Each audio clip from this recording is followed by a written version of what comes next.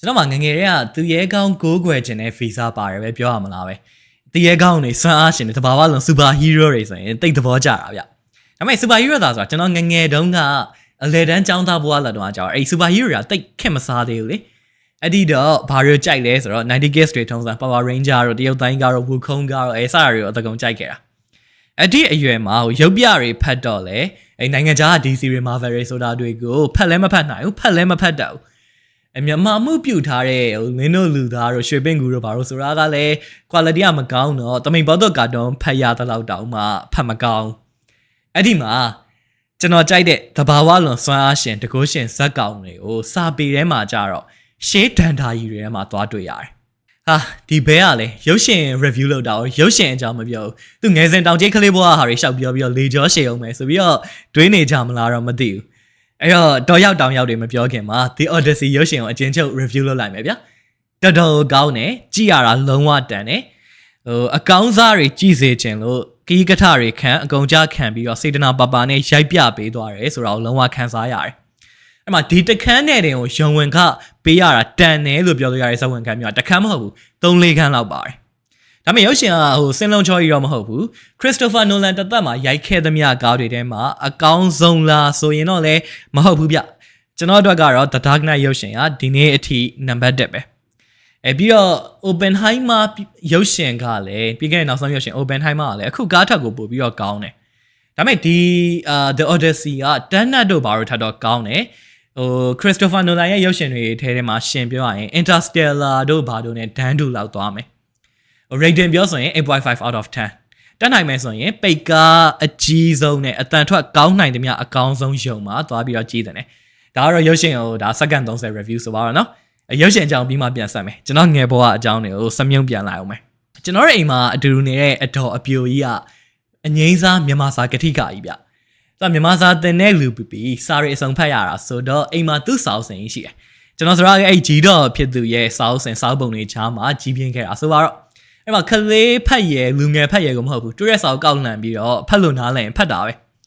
အဲ့ဒီမှာကျွန်တော်သဘောကျတဲ့သဘာဝလွန်စွမ်းအားရှင်တကိုးရှင်ဇက်ကောင်တွေကိုအဲ့စာအုပ်တွေထဲမှာသွားတွေ့ရတယ်။ဘာလဲဆိုတော့အနောက်တို့ခရီးသွားမှတ်တမ်းတဲ့။ဟာဝူခုံကားရဲ့ဟာကိုပြန်ရေးထားတာမိုက်တယ်ပေါ့ဗျာ။တကယ်ကစောက်ထဲဟာကိုရုပ်ရှင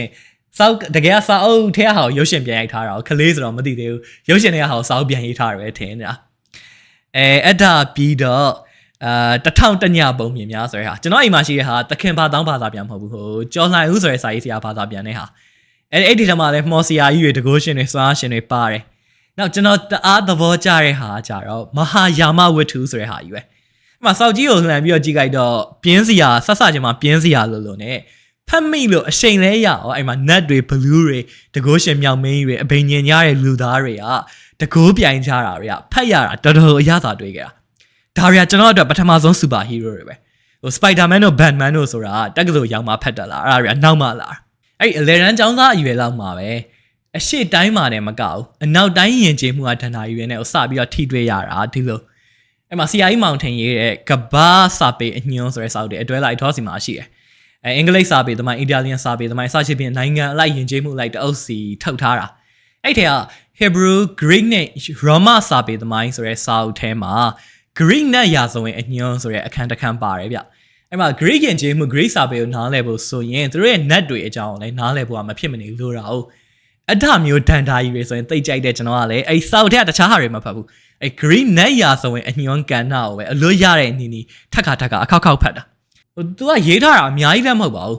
ဘယ်နက်ကဘာအစွမ်းရှိပြောမှဘာကိုအစိုးရတယ်သူရဲ့နောက်ခံစာကြောင်းကဘယ်လိုရှိတယ်အစရှိသဖြင့်တိတာရုံတော့ तू အကျဉ်းချုံပြီးတော့ရေးပေးထားတာဆိုတော့အမှတ်မမှားရင်ဟို4-50မျက်နှာလောက်ပဲအဲ့စောက်ထဲမှာရှိမယ်နဲ့တူတယ်ဖြစ်ချင်တော့အဒီအရွယ်မှာကျွန်တော်က game ဆိုင်မှာ game သွားဆော့ရခါကြရင် PS2 မှာရန်ခက်စားတာက God of War game တကယ်အဲ့ဒီ game မှာ R rated ကြီးနော်ကျွန်တော်တို့12နဲ့13လေးနဲ့အရွယ်တွေဆော့ဖို့မသိတော့ဘူးဒါပေမဲ့မသိဘူးလေချတာပဲအဲ့မှာပန်းဝကြကွဲပါညာကြီးကောင်းနဲ့ကြည့်အဲ့မှာ game ဆော့ရင်လည်းတွေးတန်ရဲရဲတွေနဲ့အရန်ခြောက်ချားစရာတွေပါလာလို့ဆက်မဆော့ရဲတော့ရင်ဘယ်ကောင် controller ထိုးပေးပြီးတော့မင်းဆက်ဆော့ကွာဆိုပြီးတော့လူမိုက်ငားရတာရှိသေးတယ်အဲ့ဒီ game မှာ Greek Danta ကြီးမှာအခြေခံထားတာ哦အဲ့မှာနတ်ဖျားတွေပါလာပြီဆိုရင်အဲ့ဒါအသီနာဆိုတာစစ်ဗျူဟာနဲ့ဉာဏ်ပညာကိုစောင့်နေနတ်ဖျားမှာကွာသူ့ရဲ့ဇာတ်ကြောင်းကဘလို့ Zeus ဆိုတာနတ်တွေအားလုံးရဲ့ဘယင်တော့ဗရစိန်လက်နက်နဲ့မိုးကြိုးပြစ်လို့ရတယ်အဲ့မှာပိုစိုက်တွန်းကကြတော့ပင်လယ်အစိုးရဘာည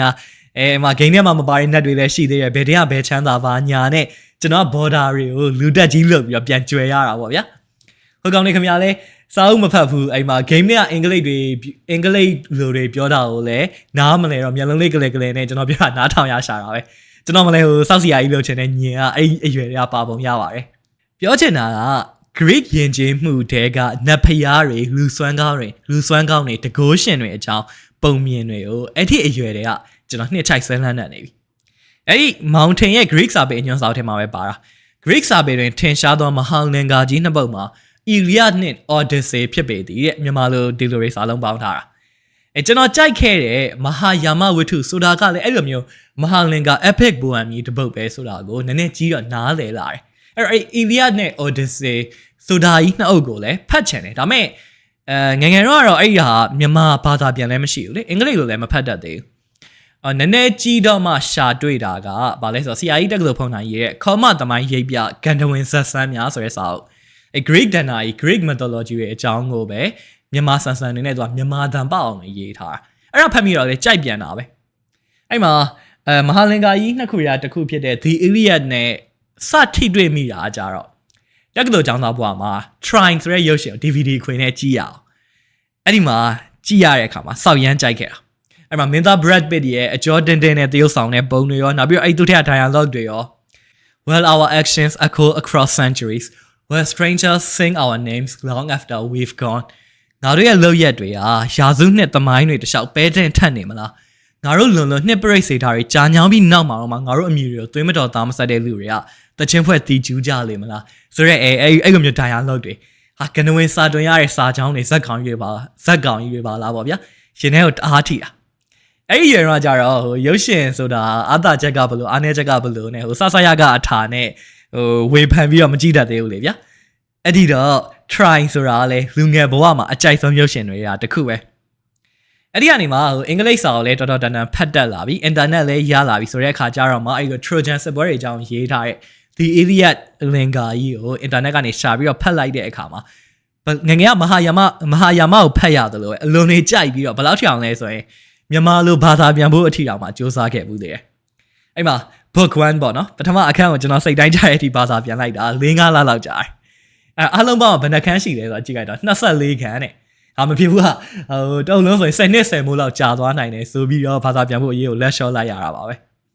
ဲပြောချင်တာကအဲ့ Greek Dana ကြီးတွေကဇလန်းဇက်ကောင်တွေကိုငငယ်ရကြိုက်ခဲ့တယ်ဆွဲလန်းခဲ့တယ်ဆိုတာကိုပြောတာပါကြီးလာတော့ကျွန်တော်ရဲ့အကြိုက်ဆုံးရုပ်ရှင်က The Dark Knight အဲ့ရုပ်ရှင်ရိုက်တဲ့လူက Christopher Nolan အတိလူကနေပြီးတော့မှ Greek မဟာလင်္ကာကြီးနှစ်ပုဒ်ထဲမှာနောက်တစ်ပုဒ်ဖြစ်တဲ့ Odyssey ကိုရုပ်ရှင်ရိုက်မယ်လဲဆိုရောဟာအတိုင်းထက်အလွန်တကွန်းနဲ့ကုတ်က hype check ကတော့ဘာပြောကောင်းမလဲပြောချင်တာကကျွန်တော်အင်မတန်ကြိုက်တဲ့ဇလန်းမျိုးကိုအင်မတန်တော်တဲ့ director ကြီးတယောက်ကရိုက်ထားတာဆိုတော့ဒီရုပ်ရှင်ကိုကြည့်ပြီးတဲ့အချိန်မှာဟာအင်မတန်ကောင်းတဲ့ကားပဲဟာဆိုပြီးတော့ကျွန်တော်ဖြစ်နေတာလဲမထူးဆန်းဘူးလေအဲ့တော့ကျွန်တော်ကကောင်းလာပါကြီးရဲ့ဆိုပြီးတော့ပြောတာလဲနည်းနည်းတော့ချင့်ရုံပေါ့ဗျာဟိုဒါမျိုးတွေနဲ့စိမ့်တဲ့လူတိတ်ဆိတ်မဝင်စားတဲ့လူဆိုရင်တော့ရုပ်ရှင်ကိုအဲ့ဒီလောက်ကြီးကြိုက်ချင်မှကြိုက်မယ်အဲ့ဒီမှာဟို Odyssey ကိုရုပ်ရှင်ရိုက်မယ်ကြားတော့အဲ့ဒီစာအုပ်ကတော့မှအစဆုံးတစ်ခေါက်ပြန်ဖတ်လိုက်သေးတယ်အဲ့ကစာအုပ်သူကြီးအားရဘယ်ချိန်ဖတ်လဲဆိုတော့တကယ်ဖတ်တာမဟုတ်ဘူးဗျ audio book အနေနဲ့ဟိုလုံရင်းကရင်ကားမောင်းရင်းနဲ့နားထောင်တာအဲ့မှာကွာချားတာတခုသတိထားမိကျွန်တော်ငငယ်တော့ဒါဒီစာအုပ်ထဲကတဘာဝလွန်စွမ်းအားတွေတကိုးရှင်တွေအဲ့ကို net တွေ monster တွေအဲ့ဒါတွေအကြောင်းတွေကိုပို့ပြီးတော့စိတ်ဝင်စားခဲ့တာပေါ့နော်နည်းနည်းကြီးမှပြန်ဖတ်တဲ့အခါမှာကြာတော့အထတွေထက်ဆိုင်လူစရိုက်လူတဘာဝအဖွဲ့လေးတွေပို့ပြီးတော့အသားပေးမြင်တတ်ခန်းစားတတ်လာတယ်အဲ့ဝတ္ထုရမှာပါတဲ့ဇက်ကောင်တွေရဲ့အမှုအရာတွေစကားပြောပုံဆိုပုံလေးတွေကဘလောက်အသက်ပါတယ်အဖွဲ့အနွယ်တွေကဘလောက်ရက်သားမြောက်တယ်ဆိုတာကိုပို့ပြီးတော့ခန်းစားလာရတယ်အဲ့ဒါကြောင့်လေဒီမဟာလင်္ကာကြီးက2000နဲ့ချီအောင်လို့ lesson ကမ်းလာခဲ့ပြီးတော့တသားရွတ်ကြဖတ်ကြလေးလာကြလုံးနေကြရတာပဲအနောက်တိုင်းယဉ်ကျေးမှု Western civilization ရဲ့အုတ်မြစ်ကြီးတစ်ခုလို့တောင်မှတချို့ကတင်စားပြီးတော့ပြောကြရတယ်အဲ့မှာလူစီရိုက်အဖွဲ့လေးတွေကဘလောက်တောင်ထိမိလဲဆိုတော့သိတာအောင်လို့အဲ့ The Odyssey တွေကစာပိုက်5-6ပိုက်လောက်ကိုကျွန်တော်ဘာသာပြန်ပြီးတော့ဖတ်ပြထားတဲ့ဗီဒီယိုတစ်ပုဒ်တက်တင်ထားတယ်ဟိုစိတ်ဝင်စားရင်တော့သွားကြည့်ကြည့်ပေါ့နော်အခုကတော့ရုပ်ရှင်အကြောင်းပြောလိုက်အောင်မယ်ဇလန်ကတော့ဟိုခက်တော်ပြောရရင် Trojan စစ်ပွဲကြီးအပြီးမှာ Troy မျိုးကြီးကပြတ်သွားတဲ့နောက်မှာအဲ့စစ်ပွဲမှာပါဝင်တိုက်ခိုက်ခံရကြတဲ့ Odysseus ဆိုတဲ့သူရဲ့ခေါင်းကြီးတယောက်ဟာသူ့ရဲ့နိုင်ငံ Ithaca ပြည်ကိုပင်လယ်ရေကြောင်းကနေရွှဲလွှင့်တဲ့အချိန်မှာ လမ်းမှာနတ်ဖျားတွေသူကစော်ကားမိတဲ့အတွက်ကျောင်းတကာတွေရောက်ပြီးတော့မကောင်းဆိုးဝါးပေါင်းစုံနဲ့တွေ့လမ်းတွေပြောက်တိုင်းတွေပတ်နေတဲ့အချိန်အဲ့ဒီအချိန်မှာသူ့ရဲ့မိဖုရား Penelope ကိုတပင်ထူဖို့လာပူပန်းနေကြတဲ့လူတွေကလည်းနန်းတော်မှာအပြည့်အဲ့ကျင်ရလောင်းနေအင်္ဂလိပ်လိုပြောဆူတာတွေနဲ့ Odysseus ရဲ့သား Telemachus ကလည်းအမို့တော့မတည့်ဘူးဟိုကလည်းOdysseus ဆိုတာသူမမွေးခင်တည်းကထွက်သွားတာဆိုတော့သူ့အဖေကြောင့်လေသံကြားနေပဲတရားနာနေရတာအဲ့မှာပထွေးလောင်းဆူတာတွေနဲ့ Telemachus တို့ဘာတွေဆက်ဖြစ်ကြမလဲပြန်လာမယ်မှန်းမသိမလာမယ်မှန်းမသိတဲ့လင်းကိုမျှော်နေကြတဲ့ Penelope တို့နဲ့သူတို့နဲ့ဘယ်လိုဆက်ပြီးတော့စခန်းသွားကြမလဲ Odysseus တယောက်ကရောအနေပေါင်း16000ကြားမှာအိမ်ရောပြန်ရအောင်မလားပြန်ရောက်ရင်ရောဘာတွေကြောင်းရမလဲဆိုတာကတော့ပိတ်ကားပေါ်မှာဆက်လက်ရှုစားပါပေါ့နော် Christopher Nolan ရဲ့တခြားရုပ်ရှင်တွေနဲ့ဒီရုပ်ရှင်ကွာခြားတဲ့အချက်ကဒီရုပ်ရှင်ကတော့မထွက်ခတဲ့ကလူပြောစရာတွေဝေဖန်စရာတွေတော်တော်ဖြစ်ခဲ့တာပွဲစုခဲ့တာတွေရှိတယ်အဲ့မှာအရင်ဆုံးကဘာလဲဆိုတော့အဝတ်အစားအပြင်စင် trailer ထွက်တဲ့ကသူကအရန်ခစ်ပေါ်ဆန်လုံးနဲ့ Shake It Greek ဆိုတဲ့ခန်းစားချက်ကိုမပေးဘူးပေါ့ဗျာသူတို့အဲမှာသုံးထားတဲ့ဝတ်ထားတဲ့ဟာတွေကတကယ် Mycenaean era လို့ခေါ်တဲ့ဒီ Odyssey လင်္ကာကြီးစက်အိမ်တည်ထားတဲ့ခက်မှာဝတ်ခက်သုံးခဲ့ကြတွေနဲ့မဆိုင်ဘူးဖြစ်တယ်ခေါင်းဆောင်တွေချက်ဝတ်တစားတွေကဒါ Roma ခက်ကသုံးခဲ့တဲ့ဟာတွေ Greek တွေက Roma တွေထက်ရှေးကြတာ哦နောက်ပြီးတော့ Odysseus တို့စီးတဲ့ thimble ဆိုလို့ရှိရင် Viking တွေသုံးတဲ့လှေကြီးဘာမှမဆိုင်နောက်ပြီးတော့အဲ့မှာသူက Telemachus ကိုလည်းဘောင်းဘီဝက်ခိုင်းထားလိုက်တယ် Greek တွေကဘောင်းဘီမှာမဝက်တ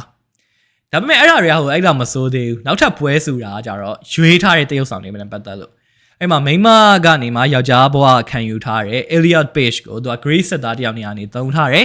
နောက်ပြီးတော့ Helen မင်းသမီးနေရာမှာလူမဲမင်းသမီးလူပီတာညောင်ကိုတရုပ်ဆောင်ခိုင်းထားတယ်နောက် Greek စာဆိုတချင်းတဲ့တယောက်ရဲ့နေရာမှာကြတော့ rapper Travis Scott ကိုတရုပ်ဆောင်ခိုင်းထားတယ်ဟာ Shake Greek Kick နဲ့လူမဲတွေနဲ့ဘာဆိုင်လဲဘာညာပေါ့ဗျာနောက်ပြီးတော့အဲ့မှာ Helen ဆိုရင်ဒါဇလန်းအရာသူကကဘာပေါ်မှာအလှဆုံးမိန်းမငကိုမူရင်းလင်္ကာကြီးဒီ Iliad ထဲမှာဆိုရင်သူကနတ်ဖျားမ Aphrodite ရတောင်မှသူ့ကိုမနာလို့ဖြစ်ရတယ်လို့ဆိုတယ်အဲ့ဒီလိုမျိုးဇက်ကောင်နေရာမှာအသားမဲမဲနှက်ခမ်းထူထူနဲ့မိန်းမကိုတုံးထားတာမဖြစ်သင့်ဘူးဘာညာပေါ့ဗျာဟိုတကယ်ဟိုဇက်ရုပ်နဲ့တရုပ်ဆောင်နဲ့မလိုက်ဖက်ဘူးတကယ်ကိုထင်လို့ဝေဖန်ကြတဲ့လူတွေရှိတယ်ကိုလူမျိုးရေးခွဲခြားတဲ့သဘောနဲ့ဝေဖန်တဲ့လူတွေလည်းရှိတာပေါ့အဲ့ဒါပြီးတော့နောက်ဝေဖန်ရတဲ့အချက်ပွဲဆူရတဲ့အချက်နောက်ဆုံးတစ်ခုကတော့ဇက်ကောင်တွေရဲ့ပြောစကားတွေအသုံးနှုန်းတွေကခစ်တအားဆန်နေတာပဲဟို mom တို့ daddy တို့လိုမျိုးအသုံးနှုန်းတွေကိုသုံးထားတယ်ပြီးတော့အဲ့မှာ Matt Damon ကြီးကအခုခေတ်ဘောလုံးသမားတွေအော်စကမျိုးlet's go ဆိုပြီးတော့ order မျိုးတွေအစပြောကြတဲ့စကားတွေကရှေးမဆန်တော့ရှေးခက်ကဇက်လန်လို့မခံစားရဘူးအခုခေတ်လူတွေကရှေးခက်ဝယ်စားတွေဝယ်ပြီးတော့ပြောဆိုတရုပ်ဆောင်နေကြတယ်လို့ပဲခံစားရတယ်စသဖြင့်ပေါ့ဗျာအဲ့မှာဘလောက်တောင်မှဝေဖန်ကြလဲဆိုရင်နောက်ဆုံး threaded trailer ဆိုလို့ရှိရင်like လုပ်တဲ့လူထက် dislike လုပ်တဲ့လူထက်တော့လူကတော့ပို့ပြီးတော့များသွားသေးတယ်အဲ့ဒီအထိကိုဖြစ်သွားခဲ့တာအဲ့ဒါရုပ်ရှင်မထွက်လာခင်မှာဖြစ်ခဲ့တာတွေဆိုတော့နော်တကယ်ထွက်လာတဲ့အခါမှာရုပ်ရှင်ကြည့်ပြီးတဲ့အခါမှာလဲကြာရောအဲ့ဒီခုနကပြောခဲ့လူတွေဝေဖန်နေကြတဲ့အချက်တွေကြောင့်အဲ့ရုပ်ရှင်ကတကယ်ကြီးပဲပြက်ရောလားဆိုတော့အတိလောက်တော့လည်းမဟုတ်ဘူးဗျ trailer မှာလူတွေဝေဖန်နေကြတာတွေနဲ့ပတ်သက်လို့ကျွန်တော်မြင်တာကိုတခုချင်းအကျယ်ချဲပြီးတော့နောက်ပိုင်းဆက်ပြောမယ်အခုဒီရုပ်ရှင်အကြောင်းပြောတဲ့နေရာမှာကျွန်တော်စိတ်ထဲမှာသဘောမတွေ့တဲ့မကောင်းတဲ့အချက်လေးတွေအစားပြီးတော့အရင်ပြောချင်တယ်ဘာလို့လဲဆိုတော့ကြိုက်တာများတယ်မကြိုက်တာတကယ်နည်းနည်းပဲရှိတာအဲ့တော့မပြောခင်မှာရုပ်ရှင်ဇာတ်လမ်းနဲ့ပတ်သက်ပြီးတော့spoiler တွေပါလာတော့မယ်အဲ့တော့ဒါ spoiler 1နေThe Odyssey ရုပ်ရှင်ကိုမကြည့်ရသေးဘူးဆိုလို့ရှိရင်သွားကြည့်ကြပါကြည့်ပြီးတော့မှဒီဗီဒီယိုပြန်လာကြည့်ကြပါလို့ပြောချင်တယ်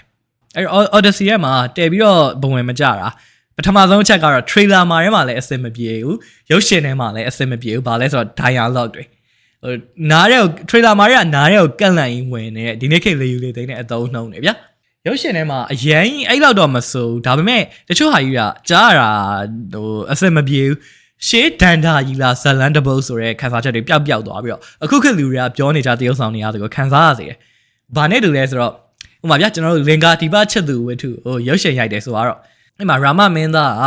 ကတမင်ထွက်လိုက်တဲ့အခန်းမှာလက္ခဏာကနေပြီးတော့နောင်ပူပန်ကြောင်းကြတော့မမူပါနဲ့ဆိုပြီးတော့ပြောရမယ်အစားမှာကိုကြီးစိတ်မပူနဲ့အညီလေးကြည့်ထားလိုက်မယ်သွားဆိုတာမျိုးနောက်ပြီးတော့အဲ့မှာရာဝနာကနေပြီးတော့မာရဇာကိုဦးကြီးတော့ကြမ်းခံတာလို့မာပါရဲ့လားဆိုတာမျိုးမဟုတ်ဘူးဦးလေးအေးစေးပဲလားဆိုပြောရင်အစမပြေဘူးလေဗျာအထူးသဖြင့်အဲ့မှာရုပ်ရှင်တွေမှာဆိုရင်မင်းသား Matt Damon ရဲ့ Bostonian accent ကြီးကသူကအပြင်မှာ interview ပြေလဲဒီလိုလေယူလေတန်နဲ့ဒီလိုစကားပြောပဲ ရုပ်ရှင်နဲ့ Odysseus ကလည်းအဲ့ဒီလေတံပဲဆိုတော့အဲ့ဒါကြီးကတော့ Fee နဲ့ငုတ်တယ်အဲ့ဒါကလည်းဟိုတရုတ်ဆောင်ညံလို့မဟုတ်ဘူးเนาะ Matt Damon ဆိုရင် Invictus ရုပ်ရှင်ထဲမှာအင်မတန်ပြောရခက်တဲ့ South African accent တော့မှမရရအောင်လိုက်တူပြီးတော့ပြောသွားသေးတာပဲသူတကယ်သူ့ရဲ့လေယူလေသိန်းကိုပြောင်းလို့ရတယ်ဒါပေမဲ့မဟုတ်ဘူးအခုခေတ်လူတွေပြောတဲ့စကားအသုံးနှုန်းလေယူလေသိန်းမျိုးကိုပဲဖြစ်အောင်လို့ Driver တမင်ပြောခိုင်းထားလို့ပြောရတာChristopher Nolan ရဲ့အလိုအရာကတော့သူအပြောကတော့ဒီဇလန်ကဘယ်ခေတ်မှာဖြစ်ဖြစ်ခေတ်မီနေမဲ့ဇလန်မျိုးဖြစ်တယ်အဲ့တော့အခုခေတ်နဲ့နေဆက်အောင်လို့အခုခေတ်မှာပြောဆိုသုံးနှုန်းကြတဲ့ပုံစံမျိုးတွေပဲသုံးထားရပေါ့ဗျာအဲ့မှာ accent တော့ထားပါတော့နော်ဟိုရှေးခေတ်ကဆိုတာနဲ့ပဲ British accent ကြီးတွေနဲ့ပြောနေကြတာတွေအဲ့တော့ရိုးနေပါပြီထားပါတော့ American accent လောက်ကတော့လက်ခံပေးလို့ရတယ်ဒါပေမဲ့စကားလုံးရွေးချယ်တဲ့နေရာမှာတော့အရင်ခေတ်မဆန်တဲ့အသုံးနှုန်းတွေကိုရွေးသင့်တယ်လို့ကျွန်တော်တော့ထင်တာပဲနောက်ကျွန်တော်စိတ်ထဲမှာသဘောမကျတာတစ်ခုကအဝတ်အစားနဲ့နောက်ခံအစားကိုစက်တင်တွေတကယ်သမိုင်းတဲကလူတွေဝတ်စားပုံတွေနဲ့ကိုက်ညီတာမကိုက်ညီတာတွေကအဲ့ဒီတော့မဟုတ်ပါဘူးဘာမကြိုက်တာလဲဆိုတော့အထူးသဖြင့် Telemachus ကိုစင်ထားတာတွေကဘရင်သားတော်ဒါမင်းကြီးမင်းသားတပါးတယောက်ဆိုရယ်ခန်းစားချက်ကိုမရောက်သူကအရက်သားတွေဝတ်ပုံစားပုံနဲ့နည်းနည်းပဲတာဒါလည်းကြည့်ရတာဟိုကျွန်တော်တို့ခက်က delay နဲ့လိုက်ပြီးတော့ရှင်ထိုးထားပုံရပါတယ်ကျွန်တော်တို့အခုခက်မှာကြတော့ဟိုတာမန်လူတယောက်ကအပြင်သွားရင်ပပဝတ်မယ်ဆိုရင်ပေါ့နော်ဥပမာ T-shirt နဲ့ချင်းပေါင်းပြီပဲတထေးကြီးတွေနာမည်ကြီးပုံကိုတွေကလည်းပပဝတ်တယ်ဆိုရင် T-shirt နဲ့ချင်းပေါင်းပြီပဲဒါပေမဲ့သူတို့ဝတ်တဲ့ brand ကပိုဈေးကြီးမယ်အသားနာပိုကောင်းမယ်ဆိုတာတော့ပဲကွာဝတ်စားစင်ရမုံစတိုင်ချင်းကအဲ့လောက်မကွဲဘူးအရင်ခက်ကကြတော့အဲ့လိုမျိုးမဟုတ်ဘူးလေဟိုတော်ဝင်မင်းသားထီမျိုးနန်းနွယ်တွေဆိုတာမြို့ထွဲရွာတွေကလူတွေစင်တယ်မျိုးစင်လို့ဘယ်ရမလဲသူတို့ဒါသူများနဲ့မတူတဲ့လူမှထင်ရှားသိတာအောင်လို့မန်ထက်တိုင်တက်ပြရအပြောက်မွန်းတွေအထူးဆန်းတွေနဲ့ဝစ်ပြရတာထုံးစံပဲအဲ့မှာဗီလိန်လောက်တဲ့ Antonius ကမှဟိုဝစ်တာစားတာအစင်တစားရတတနာနာပိုရှိသေးတယ်အဲ့ဒါကိုမကြိုက်တာပြီးတော့ဟိုနတ်ဖျားတွေနတ်မိမယ်တွေလောက်တဲ့အသီနာတို့ Calypso တို့ဝစ်တာဆိုရင်ဟိုဂုံနေကြီးတွေစွတ်ထားတာလားဒါမှမဟုတ်ဟိုဟိုတယ်ကအဲ့ရခဲအဖြူကြီးတွေပတ်ထားတာလားမသေးကွယ်ရှေးခက်ကဆိုတာနဲ့ပဲသူကပလင်းကြီးတွေဖြစ်နေရအောင်ရှေးခက်ကလူရလဲအဝတ်အစားကိုအမျိုးမျိုးစရင်ချုပ်လုပ်ပြီးတော့လှအောင်လို့စိတ်ဝင်စားစရာကောင်းအောင်လို့ဝတ်တတ်ကြပါတယ်ဗျာအဲ့ဒါပြီးတော့နန်းတော်ကြီးတွေဖျားเจ้าကြီးတွေနောက် try မျိုးကြီးအစနောက်ခံအစာဦးတွေကစေးအယောင်မချက်အင်္ဂတေမကင်မဲနဲ့ကြောက်တုံးလိုက်နိုင်ရန်ကြီးတွေဖြစ်နေတာလေကျွန်တော်တို့မြင်ရတာအဆင်မပြေဘူးဒါတွေကရှေးအစာဦးတွေဆိုတာကျွန်တော်တို့ခေတ်ရောက်မှသာဟိုရှင်းမှုမပြတ်ချင်လို့စေးဆိုရဲပြန်မတော့ဘူးပလတ်စတာတွေတရွတ်တွေကွာကောရင်လည်းပြန်မကင်မဲနဲ့ဟိုငကိုအုပ်အယောင်တိုင်းကြောက်သားအယောင်တိုင်းထားလို့အဲ့ပုံစံတိုင်းမြင်နေရတာလေဗျာဆိုတော့ရှေးခေတ်တော့ပဲဟုတ်မလဲဟိုပလတ်စတာတရွတ်ကင်မဲပြီးအဲ့ပေါ်မှာပကြီးတွေဘဘူးတွေကနုတ်တွေစသဖြင့်စုံနေအောင်ခြေသားပြင်ဆင်ထားမှာပဲအဲ့မှာရုပ်ထုတွေအားစဟိုကျွန်တော်တို့ခေတ်ရောက်မှဒါအဲ့ Greek ဘဘူးရုပ်ဆိုလို့ရှိရင်ဒါကြောက်သားဘဘူးရုပ်ဆိုတာအဲ့ကိုအဖြူရောင်ပလင်းတွေဖြစ်နေတာတို့ခေတ်ကကြတော့အဲ့ကိုအယုတ်မျိုးတွေဆိုတာကဘာနဲ့တူလဲဆိုတော့ကျွန်တော်တို့ဘိုးတော်နန်းတွေမဲတော်နန်းတွေကနတ်ရုပ်တွေလိုမျိုးပဲကိုးကွယ်တဲ့လူတွေကိုးကွယ်တဲ့နတ်ရုပ်ဆိုတာသူကဟိုလူနဲ့တူအောင်လို့စိတ်ရောင်တွေခြေသားထားတဲ့အပြင်လူတွေဝတ်တဲ့အဝတ်အစားတွေမျိုးတွေကိုပါသူကဆင်ရင်ဝတ်စားပေးလိုက်သေးတာရှေးခက်က green နဲ့ရုပ်တွေဆိုတာအဲ့ဒီကျွန်တော်တို့အခုခေတ်ဘိုးတော်ရုပ်မဲတော်ရုပ်တွေလိုမျိုးပဲမြင်ရမှာအခုရုပ်ရှင်ထဲမှာကြောက်တော့မဟုတ်ဘူးနတ်ရုပ်ဆိုလို့ရှိရင်အဖြူရောင်ကြောက်သားပလင်းကြီးပဲtry မျိုးဆိုလို့ရှိရင်အဲ့မှာဘီသူကအပြောင်မုန်းနဲ့အယောင်ဆင်းတွေမရှိဘူးမြေသားရောင်ကြီးပဲတကယ်ကတော့လူဆိုတာဗျာဘယ်ခေတ်ပိုင်းဖြစ်ဖြစ်ကိုပိုင်နေရာလေးတစ်ခုရပြီဆိုရင်အဲ့မှာဆေးရောင်လေးတွေတုပ်မယ်တိုလီမုတ်ဆာလေးတွေထည့်ပြီးတော့လှအောင်ဆင်းမယ်စသဖြင့်လောက်ကြမှာပဲရှေးမျိုးဟောင်းတွေရှေးအဆောက်အဦတွေကိုသူကအဲ့ရှေးခေတ်ကမြင်ရတဲ့ပုံစံမျိုးမဟုတ်ဘဲနဲ့ကျွန်တော်တို့အခုခေတ်ရောက်မှဒီပစ္စည်းတွေဟောင်းနှွမ်းယူရင်းနေတော့မှမြင်ရတဲ့ပုံစံမျိုးတရုပ်ဖော်ထားတာကိုတော့တိတ်သဘောမကျမိဘူးသူတို့တွေဝတ်စားတဲ့ဝတ်တဲ့စားတွေချက်ဝတ်တစားတွေကသဘာဝမကျတာနောက်ပြီးတော့ Viking တွေတုံးတဲ့လှေမျိုးတွေ Great ခေတ်မှာတုံးထားတာစတွေကတော့ကျွန်တော်အဲ့ဒီအကြောင်းတွေကိုတိတ်နားမလဲတဲ့လူဆိုတော့တိတ်မျက်စိမထောက်မိဘူးဒါကလည်းဟိုအကြောင်းအရာတစ်ခုကိုနှံ့ဆက်တဲ့လူကအထနဲ့ပတ်သက်လို့ရုပ်ရှင်ထဲမှာသဘာဝမကျတာတွေ့ရင်တန်းပြီးတော့မြင်တာထုံးစံပဲလေကျွန်တော်တကယ်ချင်းသမောသားတွေဆိုလို့ရှိရင်အဲ့မှာ Tom Hanks ရဲ့ Captain Phillips ရုပ်ရှင်ကိုခံစားလို့မရဘူးဆိုတဲ့လူမျိုးတွေရှိတယ်ဘာလို့လဲဆိုတော့သင်္ဘောနဲ့ပတ်သက်တာတလွဲတွေရိုက်ပြထားလို့တဲ့ကျွန်တော်လည်းတန်းဆက်တဲ့ရေလို့တော့မဟုတ်ဘူးဒါပေမဲ့ပကြီးဘဘူးဘီတုကအကြောင်းတော့နည်းနည်းစိတ်ဝင်စားရလို့ဆိုတော့ရုပ်ရှင်ထဲမှာမြင်ရတဲ့ဘီတုကလက်ရာတွေကစိတ်ထဲမှာတိတ်အစင်မပြေတဲ့အကြောင်းကိုပြောတာပါအစင်ပြေတဲ့လူတွေအတွက်ကကြောက်ရပြေချင်းပြေပါလိမ့်မယ်နောက်မကြိုက်တာတခုကနောက်ခံဒီလုံးကျန်တဲ့နေရာတွေအကုန်ကောင်းတယ်နော်ဒီလုံးကဒါပေမဲ့နှစ်နေရာမှာအမ try မျိုးတိုက်ပွဲနေရရဲ့နောက်ဆုံးဇသိန်းခံဒီအမ Odysseus အိမ်ပြန်ရောက်လာပြီးတော့အဲ့မှာစူဒါတွေနဲ့ချကြတဲ့အခန်းမှာရဲ့ အတိမှာတီးတဲ့လူကရုပ်ရှင်ဒီပရိသတ်တွေပို့ပြီးတော့ရင်ခုန်အောင်ဆိုပြီးတော့သူကဟို drama ခက်စိတ်စိတ်တွေတီးချက်တွေခက်စိတ်စိတ်နဲ့မနာတန်းတီးတာ哦အဲ့မှာ suspense ဆိုတာဗျာသူကအဲ့ tempo မြင့်နဲ့ဒုံဆိုပြီးတော့တင်ခေါ်သွားပြီးတော့မှကောင်းကန်းရတော့မှဒုံဆိုပြီးတော့ဖြတ်ချလိုက်အဲ့မှာဟာမိုက်တယ်ကွာဆိုပြီးတော့အဲ့မှာဟာကနေဖြစ်ကြံခဲ့ဆိုတာမျိုးလုပ်ချင်ပုံရပါတယ်ဒါပေမဲ့အဲ့ဒီနှစ်နေရာမှာကျတော့လိုဒါထက်ကိုပိုနေတယ်အတင်း suspense မဖြစ်အောင်ရင်မခုန်အောင်အတင်းလှုပ်ယူနေတယ်လို့ခံစားရတယ်။ဘာနဲ့တကယ်ဆိုတော့ကျွန်တော်မြန်မာကားတွေမှာဝမ်းနေစရာကောင်းတဲ့အခန်းဆိုဟိုမှာနောက်ကအင်းဆိုပြီးတော့နှဲကြီးအတင်းမှုတ်ပြီးတော့ဝမ်းမနေနဲ့အောင်လှုပ်ယူသူကပေါ့ဗျာ။ကောင်းခန်းမှာသူကနောက်ကတီးလုံးကဟိုဒိန်တလိမ့်နက်ဘူးနေသူကမျိုးတအားတွေတီးနေတာကြတော့နောက်ခံဂီတကသူကပန့်ပိုးပေးတဲ့အဆင့်ကိုကျော်သွားပြီးတော့ over power ဖြစ်နေတယ်လို့ခံစားရတယ်။ဒီမောင်ဒီကောင်ပြောနေတာတွေကအရေးမကြီးတဲ့ဟာတွေကိုခရီးစစ်တွင်းကြဆက်ဆက်ပေါက်တွေလိုက်ပြီးအပြစ်မရှိအပြစ်ရှာနေတာပဲအင်္ဂလိပ်လိုပြောရင်တော့ nitpick လုပ်နေတာပဲလို့ထင်ကြမလားတော့မသိဘူးတကယ်လည်းဟုတ်တယ်ဗျမကောင်းခွက်ကိုပြောစရာတော်တော်စဉ်းစားယူရတယ်ဘာလို့လဲဆိုတော့တော်တော်များများကောင်းနေတာဟုတ်အဲ့ဒါပြီးတော့နောက်ဘာအပြစ်ပြောစရာရှိသေးလဲဆိုတော့အဲ့မှာ Travis Scott သူကြတော့တရုတ်ဆောင်တော့မကောင်းလို့မကြိုက်တာမဟုတ်ဘူးเนาะလူတွေကသူ့ကိုတရုတ်ဆောင်ဝေးထားလို့တရုတ်ဆောင်ရွေးထားတဲ့အတွက်ဝေးဖန်တာဝေးဖန်နေကြတာတကယ်သူ့အခန်းကဖြတ်လျှောက်တာလောက်ပဲရှိတယ်သူတရုတ်လည်းမဆောင်ရဘူးဒါအဲ့တော့ဘာလို့မကြိုက်တာလဲဆိုတော့ကျွန်တော်ဘဝင်မတွေ့တာသူကဇက်ကောင်ကတချင်းတယ်ဘတ်ဆိုတော့သူကတချင်းဆိုမယ်လင်္ကာတွေရွတ်မယ်ပေါ့ဗျာသူကအဲ့လိုမျိုးထင်နေတာအဲ့အမဟုတ်သူကစာတလုံးပြောလိုက်တောင်ဝေးတောက်ခောက်လိုက်နေအဲ့မှာကြပြာလည်းမကြစာလည်းမကြရပြောပြီးတော့ပြီးသွားဆိုတော့တရုတ်ဆောင်ခိုင်းထားတယ်ဆိုတော့သူကဟိုကြပြာလင်္ကာတပိုက်တပါထားလောက်တော့အဲ့လိုမျိုးရွတ်ပြမယ်ထင်နေတာမဟုတ်ဘူးစက်တက်ငန့်ကြီးဖြစ်သွားတယ်အဲ့ဒါလည်းမကြိုက်ဘူးဒီလောက်စကားအရှိကြီးမှာမကောင်းပြောစရာရှိတာကအဲ့ဒါလောက်ပဲဗျကျွန်တော်ပြောသွားတဲ့မကြိုက်ဘူးဆိုတဲ့ဟာတွေထဲမှာရုပ်ရှင်ရဲ့အဓိကအသက်သွေးကြောဖြစ်တဲ့ဇလန်းဆန်ညွန်တရုတ်ဆောင်စရိုင်းနဲ့ပတ်သက်ပြီးတော့မပါတာတတိထားမိလားတော့မသိဘူးအဲ့ဒါနဲ့တင်ဒီကားဘယ်လောက်ကောင်းလဲဆိုတာသိတာနဲ့မူရင်းစာကြောင်းကနေသွေးဖယ်ပြီးတော့မှဒါရိုက်တာလုပ်သူရဲ့အာဘော်နဲ့သူပေးချင်တဲ့ message တခုကိုထပ်ထည့်ဖြည့်ထားတာအဲ့ဒါအကြောင်းနဲ့ပတ်သက်ပြီးတော့နယ်လီပြောစရာတော့ရှိတယ်အဲ့ဒါဟိုကြိုက်တယ်လည်းမဟုတ်မကြိုက်တယ်လည်းမဟုတ်ဘူးရုပ်ရှင်အမြင်ရှုထောင့်အနေနဲ့ကတော့ကောင်းတယ် personally ကတော့မှန်တိုင်းပြောရင်တိတ်သဘောမတွေ့လောက်သူပြောရမှာနည်းနည်းတော့ရှိတယ်အဲ့သူ့ကြောင့်နောက်မှပြောမယ်ချီမွန်ကန်တွေအရင်ဖွင့်လိုက်အောင်မယ်ပထမဆုံးချီးကျူးရမှာဒီဇက်ကားမှာတကယ်ကိုမျက်စိအရသာခံပြီးတော့ကြည့်ရမယ် visual တွေပဲဒါတော့သူကအစရနာမည်ကြီးနေတာဟိုတကားလုံး IMAX နဲ့ရိုက်တယ်ပထမဆုံးရုပ်ရှင်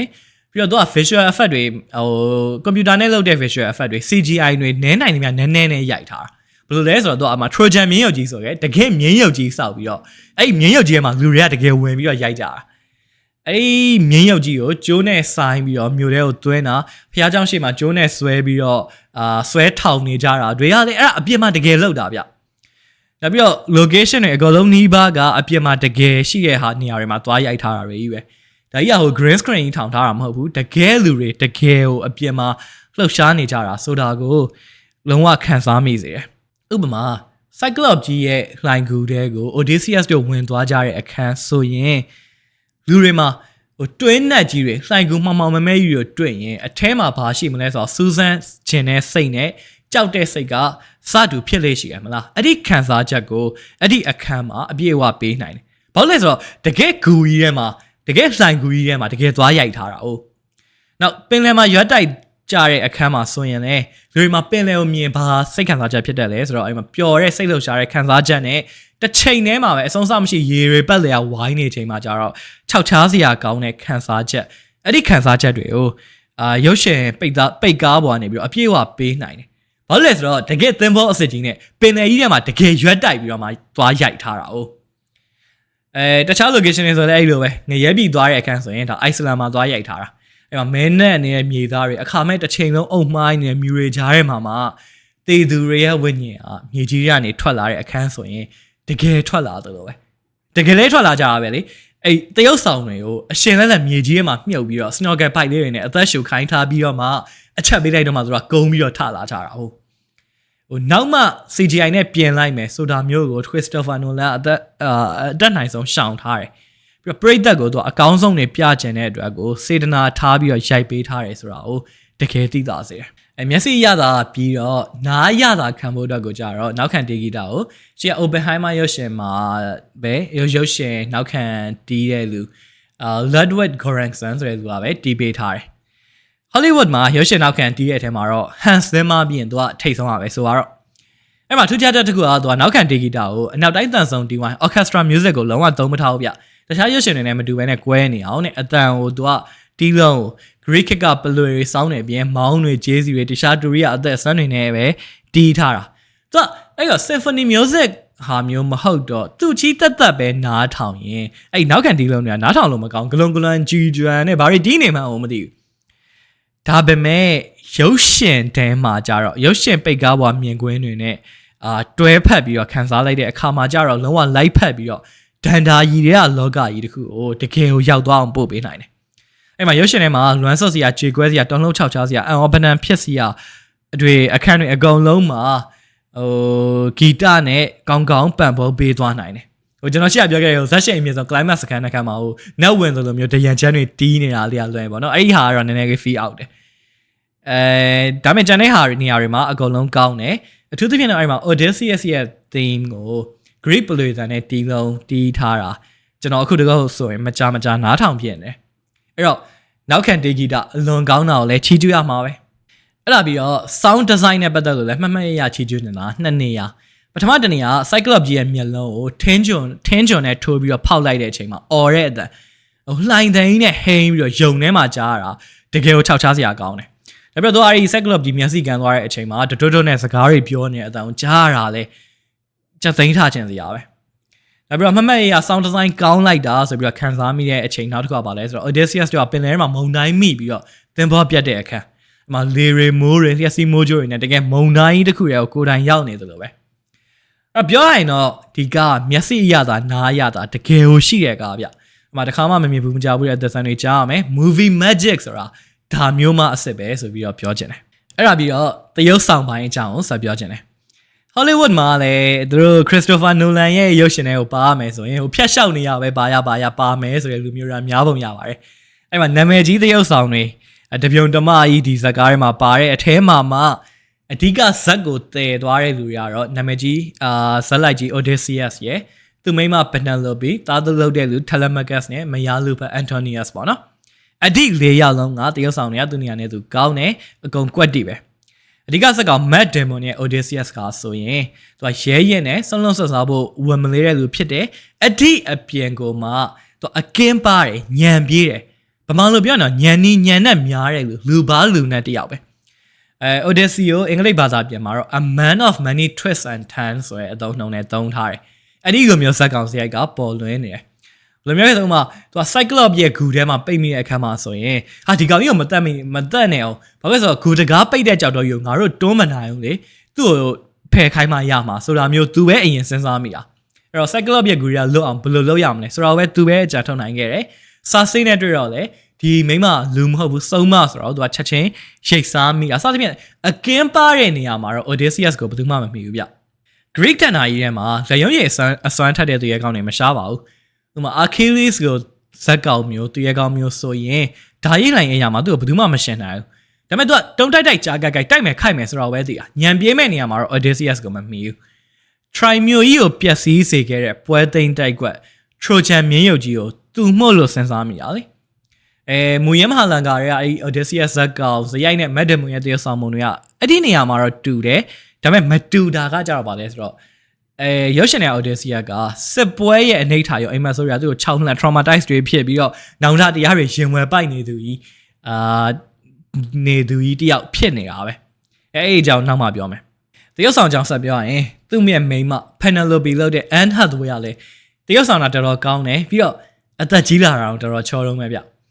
ကျွန်တော်မှအတကမှာအဲ့ဒီခါမှာလူဖြစ်ခဲ့ရင်မဘာရမဟုတ်ဘူးကျင်ရလောင်းအရွေးခံမဲ့လူတွေထဲမှာအဲ့မှာ Anne Hathaway ကိုရမလားဆိုပြီးတော့သွားတန်းစီရင်စီနေအောင်မှာအဲ့မှာ Odysseus ကြီးပြန်ရောက်လာတဲ့အချိန်ကျရင်ရှော့ခုတ်ခံရပြီးတော့ရှော့နေလောက်ပြီSpider-Man လုပ်တဲ့ Tom Holland ကိုတော့အစထဲကဒီ Telemachus ဇာတ်ရုံနဲ့ live မှာလို့ကျွန်တော်စဉ်းစားမိပြီးသားသူ့ငကိုရုပ်ခံသွားတော့ဘယ်လိုလဲဆိုတော့ကလေးရုပ်မပြောက်သေးတဲ့ကြီးကောင်ဝင်ကားစားပုံစံမျိုးဆိုတော့မူရင်းဆက်လန်တွေကဇာတ်ရုံတွေကမလိုက်เสียအကြောင်းမရှိဘူးဒါပေမဲ့ trailer မှာမြင်ရတုန်းကကြတော့ဟာဒီကောင်ကအဖြစ်မရှိဘဲနဲ့ဟိုလူပြောက်လူညံ့ခံမဲခံနေရမှာလားဆိုပြီးတော့နည်းနည်းစိတ်ပူလိုက်မိသေးတယ်ဒါပေမဲ့ရုပ်ရှင်တွေမှာကြတော့မဟုတ်ဘူးဗျအဲ့ရုပ်ရှင်တွေက Telemachus မှာလဲသူ့မှာလဲသူ့မာနာနဲ့သူရှိတယ်သူတက်တီလည်းရှိတယ် ဒါမဲ့လူကြီးမဖြစ်သေးလို့အရွယ်ရငယ်နေလို့သူ့လူရမသွင်းကြတဲ့လူတွေကြားထဲမှာဘောင်ဝင်အောင်လို့အတင်းစူးစမ်းနေရတဲ့မမြင်ဘူးတဲ့အဲ့ပြောင်မှမမြင်ဘူးတဲ့ဖခင်ကိုလည်းတန်တမျှော်မှန်းနေရတဲ့လူငယ်တယောက်ဖြစ်ကိုပြည်ပြင်းအောင်လုပ်ပြသွားတာတွေ့ရလိမ့်မယ်အဲ့ဒီရောက်ထဲမှာနောက်ဆုံးထင်မထားလောက်ထူးထူးခြားခြားကောင်းတာကတော့မယားလူဖက် Antonius နေရာနေတရုပ်ဆောင်ထားတဲ့ Robert Pattinson ပဲအဲ့ဒီဘေးကလည်းကြားတဲ့နေရာမှာဇက်ရုံမျိုးအကောင်းဆုံးတရုပ်ဆောင်နိုင်တဲ့လူတကယ်ကိုဒီစကားထဲမှာကြတော့အရေးကြုံလာရင်တတိကြောင်တတ်တဲ့လူတယောက်အမြင်ကက်စရာမုန်းစရာကောင်းတဲ့လူတယောက်ဖြစ်ကိုတရုပ်ဆောင်သွားတာတော်တော်မိုက်တယ်ကျန်တဲ့တရုပ်ဆောင်တာလည်းအကုန်လုံးသူ့နေရာနဲ့သူကောင်းကြပါတယ်အဲ့တော့အဓိကတရုပ်ဆောင်တွေအပြင်ကျန်တဲ့ဇက်ပို့တွေအကြောင်းပြောတဲ့ခါမှာကြတော့တရုပ်ဆောင်ရွေးချယ်ပုံနဲ့ပတ်သက်လို့ဝေဖန်စရာတွေဖြစ်ခဲ့ကြတကယ်ရောဝေဖန်ထိုက်ရလားတကယ်ရောအပြစ်တင်စရာဖြစ်နေလားဆိုတဲ့အကြောင်းလေးကိုနည်းနည်းပြောချင်တယ်ဇက်ပို့ရမှာပထမဆုံးတရုပ်ဆောင်ပြောချင်တာ Elliot Page သူ့ရုပ်ရှင်မထွက်ခင်တော့ကြတော့ဒါ Achilles နေရာနေတရုပ်ဆောင်ခိုင်းထားတယ်ဆိုပြီးတော့ကောလာဟာလာတွေထွက်ခဲ့လို့ရစရာမချအောင်ပြောခံခဲ့ရသေးတယ်တကယ်တော့မဟုတ်ပါဘူးသူ Achilles မဟုတ်ဘူး Greek City တော့တယောက်နေရာပဲတရုပ်ဆောင်ထားတာဒါပေမဲ့ City တော့နေရာနေတရုပ်ဆောင်နေဆိုရင်တောင်မှတိတ်ပြီးတော့အဆင်မပြေဘူးလေဘာလို့လဲဆိုတော့Elliot Page ကယောက်ျားဘဝကိုခံယူထားတယ်ဆိုပေမဲ့သူ့ခန္ဓာကိုယ်ကြောင့်တေးသေးတွယ်တွယ်လေးအရက်ကလည်းပူပူနဲ့မိန်းကလေးအချို့အစားမျိုးဖြစ်နေတာ哦တကယ်စစ်တီတော့ဤသူရဲခေါင်းကြီးတယောက်အနေနဲ့ဘလို့မှမြင်လို့မရဘူးဖြစ်နေတယ်ဆိုပြီးတော့လူရပြောကြတယ်ဒါပေမဲ့ရုပ်ရှင်ထဲမှာသူ့ရဲ့ဇက်ကောင်သုံးသွားတဲ့ပုံရအဲ့ဒါပြဿနာမဟုတ်ဘူးဗျTrojan မြေကြီးစောက်ပြီးတော့ရန်သူတွေလိုက်ဒီမြေကြီးကပါလဲအကျိုးကြောင့်ပြောပြရည်ဆိုပြီးတော့ Odysseus တို့ကသူ့ကိုအဲ့မှာခြံထားခဲ့တာတယောက်တည်းအဲ့ဒီလိုမျိုးဖြစ်လို့ရဖြစ်ထားခဲ့ဖို့ဆိုတာသူတို့အထဲမှာအသေးဆုံးအညက်ဆုံးအင်အားအနည်းဆုံးအသုံးမလိုတဲ့လူမျိုးစစ်သားမျိုးပဲထားခဲ့ပါလေဗျာဘာလို့လဲဆိုတော့တမမထောထောကြမ်းကြမ်းအတိုက်ခိုက်ကောင်းတဲ့လူတွေကအဲ့မှာမြင်းရုံထဲဝင်ပြီးတော့ပုံတဲ့လူကပုံမဟုတ်လေအဲ့မှာမြို့သိမ်းတိုက်ပွဲကိုမြို့ထဲဝင်ဖို့မြို့သိမ်းတိုက်ပွဲအတွက်မြို့ထဲဝင်ဖို့စောင့်နေလူကစောင့်နေကြရမှာ哦အဲ့တော့စင်နော်နေရာနေတရုပ်ဆောင်တဲ့လူကသေးညံ့ညံ့နဲ့အင်အားမရှိတဲ့ပုံမျိုးဖြစ်နေတာသဘာဝကြတယ်လေအဲ့ဒီလူဖလန်လေးကနေမှတခြားယောက်ျားရင်မာယူနေရှင်ပြီးတော့ရင်ပေါင်တန်းပြီးတိုက်ပွဲဝင်နေရင်ဒါသဘာဝမကြတာရှိမယ်အခုကကြတော့သူက Trojan နေလာနဲ့ဘာမှတော့မလုပ်နိုင်လိုက်ဘူးလှန်ဆိုင်ပြီးတော့ရှော့သွားတာပဲဆိုတော့ဇက်ရုပ်နဲ့ရွေးထားတဲ့တရုပ်ဆောင်တွေကလိုက်ဖက်တယ်လို့တော့မှပြောလို့ရတယ်ပြောစရာဆိုလို့တခုပဲခလေးဘွားတရုပ်ဆောင်နေရွေးတဲ့နေရာမှာ Antonius ခလေးဘွားမှာတရုပ်ဆောင်နဲ့ခလေးဇက်ကောင်ကတရုပ်ဆောင်က Robert Pattinson နဲ့မျက်နှာပေါက်ချင်းတော်တော်ဆင်နေဗျစင်နော်ကကြတော့ခလေးဘွားတော့ပါဖောင်ဖောင်ဝဝထွားလေးကြီးလာတဲ့ပုံတွေကဘာမှမဆိုင်ဘူးဖြစ်နေအဲ့နေရာမှာနည်းနည်းသေးညံ့ခလေးလေးတယောက်ကိုရွေးပြီးတော့တယောက်ဆောင်ခိုင်းလိုက်ရင်ပို့ပြီးတော့ပြည့်စုံသွားမယ်ထင်တယ်အဲ့ဒါပြီးတော့လူမဲတယောက်ဆောင်တဲ့ကိစ္စဒီက Christopher Nolan ကလူမဲတွေ capillary တွေတင်သုံးထားတာမဟုတ်ဘူးဗျ Odysseus ရဲ့ strategy ခေါ်မလားသူရဲ့ Thunderbolt captain ပဲခေါ်မလားသူတပည့်ဆိုရင်ရုပ်ပေါက်က Indian ရုပ်မျိုးသူ့ရဲ့ Thunderbolt ပေါ်မှာပဲအဲ့မှာ Asian ရုပ်နဲ့တရုတ်လို Japan လိုရုပ်ပေါက်နေတဲ့ဘဲတစ်ပွေလဲပါတယ်Siren ရဲ့တချို့နားထောင်ပြီးရေတွေကိုခုန်ချသွားတယ်လူOdysseus ရဲ့သစ္စာခံမျက်မမြင်ဝတ်မွေးမြူရေးသမားတပည့်ကြီးဆိုရင်လည်းကိုလံဘီယန်လူမျိုးတောင်အမေရိကသားရုပ်မျိုးပြောရင်အဲ့ Christopher Nolan ရဲ့ဒီရုပ်ရှင်မှာသူ့ရဲ့ cast ကကုလသမဂ္ဂကြီးလိုပဲလူဖြူတွေလူမဲတွေလူညိုတွေလူမျိုးဘာသာပေါင်းစုံကိုတုံးထားတာအဲ့ဒါအစတော့ကြည့်ရတာတမျိုးကြီးဖြစ်နေဒါပေမဲ့ဇလန်ထဲမှာစီမျောသွားတဲ့အချိန်မှာကျတော့အဲ့ဒါပြဿနာမဟုတ်တော့သူဟာဘာနဲ့တူလဲဆိုတော့ဥပမာပြရရင်ကျွန်တော်တို့ကဗုဒ္ဓဝင်တို့နီးဘတ်တော်တို့ကိုတရုတ်စတာတွေကိုတရုတ်ဖော်ထားတဲ့ပကြီးကားတွေဖျားဆောင်တန်းတွေဘာတွေမှာတွေ့ဘူးကြပါလိမ့်မယ်အတိအထဲမှာပကြီးကားရဲ့အယုတ်တွေကနန်းဝတ်နန်းစားဆိုလို့ရှိရင်ဂုံးဖောင်ခက်ကအဝတ်အစားမျိုးနောက်ခံနန်းတော်တွေပါရခဲ့မြန်မာဘီတုကလက်ရာတွေနဲ့အဲ့မှာဇက်ကောင်တွေရဲ့မျက်နှာပေါက်မျက်နှာကြတွေကလည်းမြန်မာရုပ်မျိုးတွေဖြစ်နေတတ်တယ်လေဘာလို့ဆိုတော့ဒါမြန်မာပကြီးစရာတွေကတရုတ်ပေါ်ထားတာအဲ့တော့မြန်မာမှုပြုတ်ပလိုက်ကြတာအိန္ဒိယမှာသွားကြည့်ရင်ကြတော့ဒီဇလန်တွေကိုပဲเนาะဒီဗုဒ္ဓဝင်တွေနီးပတ်တွေကိုပဲတရုတ်ပေါ်ထားတာဝတ်ပုံစားပုံတွေကမိန်းမတွေဆိုလို့ရှိရင်စာရီနဲ့အိန္ဒိယရိုးရာအဝတ်အစားတွေနဲ့မျက်နှာကြတွေကကြတော့ကလပ်စင်ရုပ်မျိုးတွေဗျပြောချင်တာကကျွန်တော်တို့ကရှေးဒန္တာကြီးတွေကိုအနုပညာအနေနဲ့ဖန်တီးတဲ့အခါမှာအဲ့ဒီအထက်ဇက်ကောင်တွေကိုကျွန်တော်တို့နေစဉ်ဘဝပတ်ဝန်းကျင်မှာမြင်နေရတဲ့လူတွေရဲ့အသွင်နဲ့ပုံဖော်တတ်ကြတာအထူးဆန်းမဟုတ်ပါဘူးတိတောင်လို့ကျွန်တော်ဗုဒ္ဓဘာသာမဟုတ်ဘဲနဲ့ခရစ်ယာန်ဘာသာဥပမာပေးမယ်ဗျာ ဂျပန်လူမျိုးကိုရီးယားလူမျိုးတွေကယေရှုခရစ်ရဲ့ဘဝဇာတ်ကြောင်းတွေကိုပချီနဲ့တရုပ်ဖော်တာတွေ့ဘူးကြလားမသိဘူးအမေဇက်ကောင်တွေကဂျပန်လူကိုရီးယားလူတွေဝယ်စားပြီးတော့ဒါတမန်ကျန်းစာကိုတရုပ်ဖော်ထားတာလားကိုရီးယားဂျပန်သမိုင်းတွေကဒန်တာရီကိုတရုပ်ဖော်ထားတာလားဆိုတော့မသေးခွဲဘူးအဲ့ဒန်တာရီတွေရှေးဇက်လန်းတွေအဲ့ဒါတွေတရုပ်ဖော်ရင်အဲ့တရုပ်ဖော်သူရဲ့နေထိုင်ကျင်လည်ရာပတ်ဝန်းကျင်မှာတွေ့မြင်နေရတဲ့လူတွေရဲ့အသွင်ပြင်မျိုးတွေကိုဇလန်တွေကဇက်ကောင်တွေအဖြစ်အဲ့ကိုထဲ့အသက်သွင်းပြီးတော့တရုပ်ဖော်တတ်ကြတာထုံးစံပဲခေတ်ဆက်ဆက်ဒီလိုပဲတရုပ်ဖော်လာခဲ့ကြတာပဲဟောလိဝုဒ်မှာအဲ့လူဖြူတွေကြီးဆိုတဲ့အချိန်မှာသူတို့တွေဘာကားရိုက်အကုန်လုံးကအဓိကတရုပ်ဆောင်တွေအကုန်လုံးလူဖြူတွေဖြစ်နေကြတာပဲလေအခုခေတ်မှာကကြတော့ခရစ္စတိုဖာနိုလန်ကသူ့ရဲ့ပတ်ဝန်းကျင်ဟိုလန်ဒန်တို့လော့စ်အန်ဂျလိစ်တို့ကိုသူကြံကြစားရပတ်ဝန်းကျင်မြို့ကြီးတွေမှာတွေ့ရတဲ့လူမျိုးပေါင်းစုံဘာသာပေါင်းစုံအသားအရောင်ပေါင်းစုံတွေကိုသူ့ရဲ့ရုပ်ရှင်ထဲမှာထင်ဟပ်ပြခြင်းပုံရတယ်။ဒါလည်းလက်ခံပြီးလို့ရပါဆိုတော့ historical documentary ရိုက်နေတာမဟုတ်ဘူးလေ။ဒန်ဒါရီတခုကိုသူကကိုနီးကိုဟန်နဲ့ပြန်အသက်သွင်းတဲ့ interpretation လုပ်တာပဲဆိုတော့အဲ့လိုမျိုးစဉ်းစားလိုက်တဲ့အခါကျတော့သူက Greek ဒန်ဒါရီပဲဆိုတဲ့လူမျိုးအသားအရောင်တွေပေါင်းစုံတွေဖြစ်နေတာကကျွန်တော်တို့ကတော့ပြဿနာမဟုတ်တော့ဘူး။ဘာလို့ဆိုတော့အနုပညာရှင်ရဲ့ပတ်ဝန်းကျင်မှာတွေ့နေကြမြင်နေကြပြီလို့သူကပြန်ပြီးတော့ထင်ဟပ်ပြထားတာပဲ။ကဘာပေါ်မှာအလှဆုံးမိန်းမဆိုရဲ Helen ရဲ့နေရာမှာလူမဲကပ်ပလီတယောက်ဆောင်ရေးထားနဲ့ပတ်သက်ပြီးတော့လဲတေချာစဉ်းစားလိုက်တော့တယောက်ဆောင်အမျိုးသမီးလူပီတာညောင်ကမျက်နှာအချိုးစားခန္ဓာကိုယ်အချိုးစားတီးတောင်ပဲကြည့်မယ်ဆိုလို့ရှိရင်သူကတော်တော်လှတဲ့ချောတဲ့အထက်မှာပါတယ်ဗျဒါပေမဲ့ကျွန်တော်တို့အာရှသားတွေကကြတော့ကျွန်တော်အပါဝင်ပေါ့နော်အသားမဲရင်စပင်ကောက်ကြီးနေဆိုလို့ရှိရင်မလှဘူးဆိုပြီးတော့အစွဲရှိနေလို့သာသူ့ဘလို့ကြည့်မလှဘူးဖြစ်နေတာဒါပေမဲ့မလှတာပြောရရင်ဇလန်သဘောရကြည့်ရင်ဒီဇက်ကောင်လှတာမလှနဲ့ပတ်သက်လို့တိတ်ပြီးတော့အရေးမပါဘူးလို့ပြောလို့ရတယ်ဘာလို့ဆိုခရစ္စတိုဖာနိုလန်ရဲ့ဒီရုပ်ရှင်ထဲမှာထရိုဂျန်ဝါစပွဲကြီးဖြစ်ရခြင်းရဲ့အကြောင်းကဟယ်လန်ရဲ့အလှကြောင့်ဆိုတာထက်ကုံသွယ်ရေးစီးပွားရေးကိုအဓိကအရင်ခံပြီးတော့တိုက်ခဲ့တိုက်ပွဲဆိုပြီးတော့တရုပ်ဖော်ထားတာ哦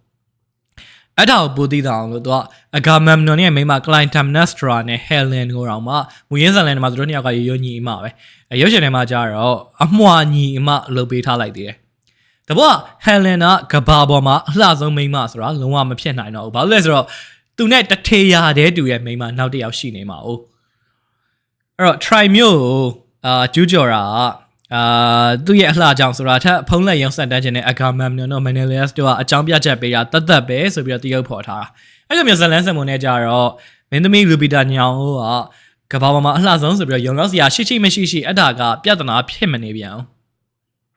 အဲ့တော့ပြောရရင်ခရစ္စတိုဖာနိုလန်ရဲ့ casting တရုပ်ဆောင်ရွေးချယ်ထားပုံတွေကတိတ်အပြည့်ပြောစရာမရှိဘူးကျွန်တော်အတွက်တော့သူ့နေရာနဲ့သူ live ဖတ်နေတယ်လို့ပဲပြောရမယ်ဒါမဲ့တခုပဲကျွန်တော်ရှာပြောသူပဲ director လုတ်သူရဲ့နေစဉ်ဘဝပတ်ဝန်းကျင်မှာမြင်နေရတဲ့လူတွေရဲ့အသွင်ပြင်မျိုးတွေကိုဒဏ္ဍာရီရဇက်ကောင်တွေအနေနဲ့တရုပ်ဖော်ထားတာတော့ဖြည့်တွေးပေးဖို့လိုလိမ့်မယ်မဟာရာမဇက်ကိုအိန္ဒိယတွေတရုပ်ဖော်တဲ့အခါမှာဇက်ကောင်တွေအိန္ဒိယရုပ်ပေါက်မယ်ယိုဒီယာတွေတရုပ်ဖော်တဲ့အခါကျတော့ယိုဒီယာရုပ်နဲ့ဗမာတွေတရုပ်ဖော်ကြတော့ဗမာရုပ်ဖြစ်မယ်ပေါ့ဗျာအခုလဲ Hollywood က Odyssey ကိုတရုပ်ဖော်တဲ့အခါမှာကျတော့ဒါ Hollywood တီရှိရာဖြစ်တဲ့ Los Angeles မြို့ကလူတွေရဲ့ရုပ်မျိုးတွေဖြစ်လာတယ်အဲ့ဒီသဘောပါပဲတရုပ်ဆောင်ပြီးတော့ဇညွန်အတကိုလည်းအထူးသဖြင့်ချီးကျူးခြင်းတယ်ဘာလို့လဲဆိုတော့ Nago Odyssey မှာမဟာလင်္ကာကြီးရုပ်ရှင်ဖြစ်ပြင်ရိုက်ဖို့ကအင်မတန်ခက်တယ်ဘာလို့လဲဆိုတော့သူ့ရဲ့ဇလန်တီစာပုံကြောင့်သူ့ဇလန်ကိုအလယ်ကနေစလိုက်နောက်ကျောင်းပြန်လိုက်ရှေ့ပြန်ရောက်သွားလိုက်နဲ့အဲ့ကိုမဟုတ်ဘူးဖြစ်ပျက်ခဲ့တဲ့အဖြစ်အပျက်တွေအစင်လိုက်တိုင်းသွားမယ်ဆိုတော့လေသူကဘယ်လိုလဲဆိုတော့အဲ့မှာ Odysseus တို့အဖွဲ့တွေကအဲ့မှာ try ကနေရွှလွှင့်လာပြီးတော့မှကျွန်းတကျွန်းရောက်သွားလိုက်အဲ့မှာအထူးဆန်းတွေနဲ့တွေ့ပြီးတော့အဲ့မှာ short ရဲ့လူက short လွတ်တဲ့လူကလွတ်နောက်ကျွန်းတကျွန်းတစ်ခါရောက်အဲ့ကိုပဲအထူးဆန်းတွေနဲ့ထပ်တွေ့အဲ့မှာဖြတ်ကျော်နိုင်တဲ့အခါလဲ short ကုန်တဲ့လူလဲ short နောက်ကျွန်းတကျွန်းအဲ့ဒါပြီးတော့နောက်ကျွန်းတကျွန်းနဲ့ဘာနဲ့တူလဲဆိုတော့သူကကျွန်တော်ငငယ်ကကြီးခဲ့ပြီးဝူခုံးကားနဲ့တူတယ်ဗျာ episodic ဆိုတဲ့ဟာမျိုးသူရုပ်ရှင်ရိုက်ဖို့ထက်ဇလန်တွဲရိုက်ဖို့ပို့ပြီးတော့တင်တော်တဲ့ဟာမျိုးဒီတစ်ပိုင်းကိုဒီတစ်ကျွန်းနောက်တစ်ပိုင်းကိုနောက်တစ်ကျွန်းဆိုတာမျိုးပေါ့ဗျာအဒါကိုတကားတဲ့နဲ့ရုပ်ရှင်တကားတဲ့နဲ့တထိုင်ထဲမှာပြည့်စုံအောင်ရိုက်ဖို့ဆိုတာတော်တော်တော့မလွယ်ဘူးအဲ့တော့မှသူက3နာရီလောက်နီးနီးကြာတဲ့ရုပ်ရှင်ကိုအစလည်းဆုံးထိုင်ရမထကျင်လာအောင်မငီးငွေ့အောင်လို့ဆွဲဆောင်မှုရှိနေအောင်လို့ဇညွန်ခွဲပြသွားတာတော့တော်တော်လေးစားဖို့ကောင်းတယ်အဲ့မှာဇက်ကသူကနည်းနည်းအီမဲ့ပုံပေါက်လာတာနဲ့ခြောက်ချားစရာတွေစိတ်လှုပ်ရှားစရာတွေ action scene တွေဖြစ်လာပြီအဲ့မှာပြကွက်တွေကကောင်းတော့မျက်လုံးကပြန်ပြူးသွားအဲ့တော့တကားလုံးလုံးဝမပြင်းရအောင်ဟို Odyssey မူရင်းဇာတ်လမ်းယူအတော်ချုပ်တဲ့နေရာတွေတော့ချုပ်မလိုက်ရအောင်ပေါ့နော် Odysseus ရဲ့ခရီးလမ်းမှာဖြတ်ကျော်ရတဲ့တချို့ပိုင်းတွေတော့ထဲမပြတော့ဘူးတကယ်မူရင်းထဲမှာကြတော့အဲ့မှာ Odyssey ရောအတကနောက်ပြန်ရောက်ခံနီးမှတခါအဲ့သူတို့ကျွန်းမှာဖိုထားတဲ့မီးတွေကမီကိုတွေတော့မှမြင်နေရပြီအဲ့ဒါပြီးတော့မှအဲ့မှာလေတိုက်ပြီးတော့ပြန်လွင့်သွားနေအဲ့မှာဝေးကပတ်ကနဲ့တိုင်ပတ်နေတာအဲ့ဒါအိမ်ကိုပြန်မရောက်နိုင်ဘူး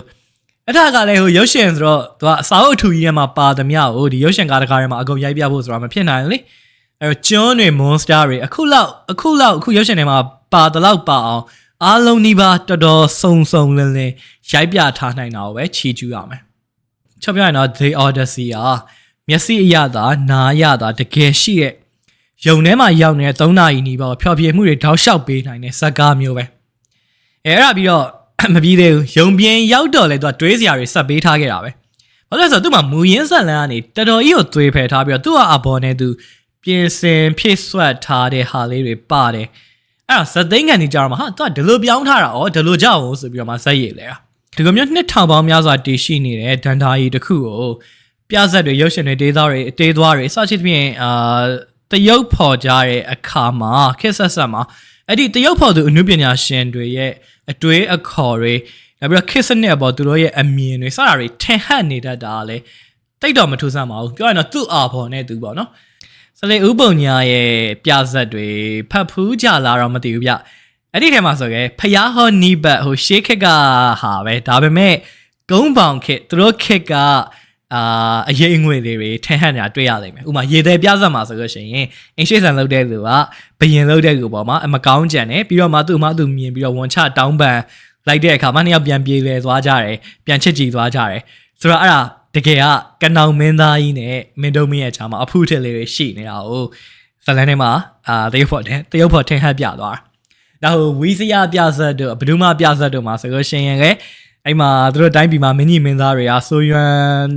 တောင်းချမ်းနေကြတဲ့အတွက်ပြည်သူတွေကမဆူဘူးလို့မခံနိုင်တဲ့အတွက်အဲ့မင်းသားတွေကိုနင်းတန်ပေးရတယ်ဆိုတာမျိုးတွေ့ရလိမ့်မယ်အဲ့ဒါမှမဟုတ်မင်းတို့မင်းကခလေးတွေအများကြီးမွေးထားပြီးတော့သူ့မှာသားတွေအများကြီးမင်းသားတွေကအများကြီးဆိုတော့အဲ့ထဲမှာ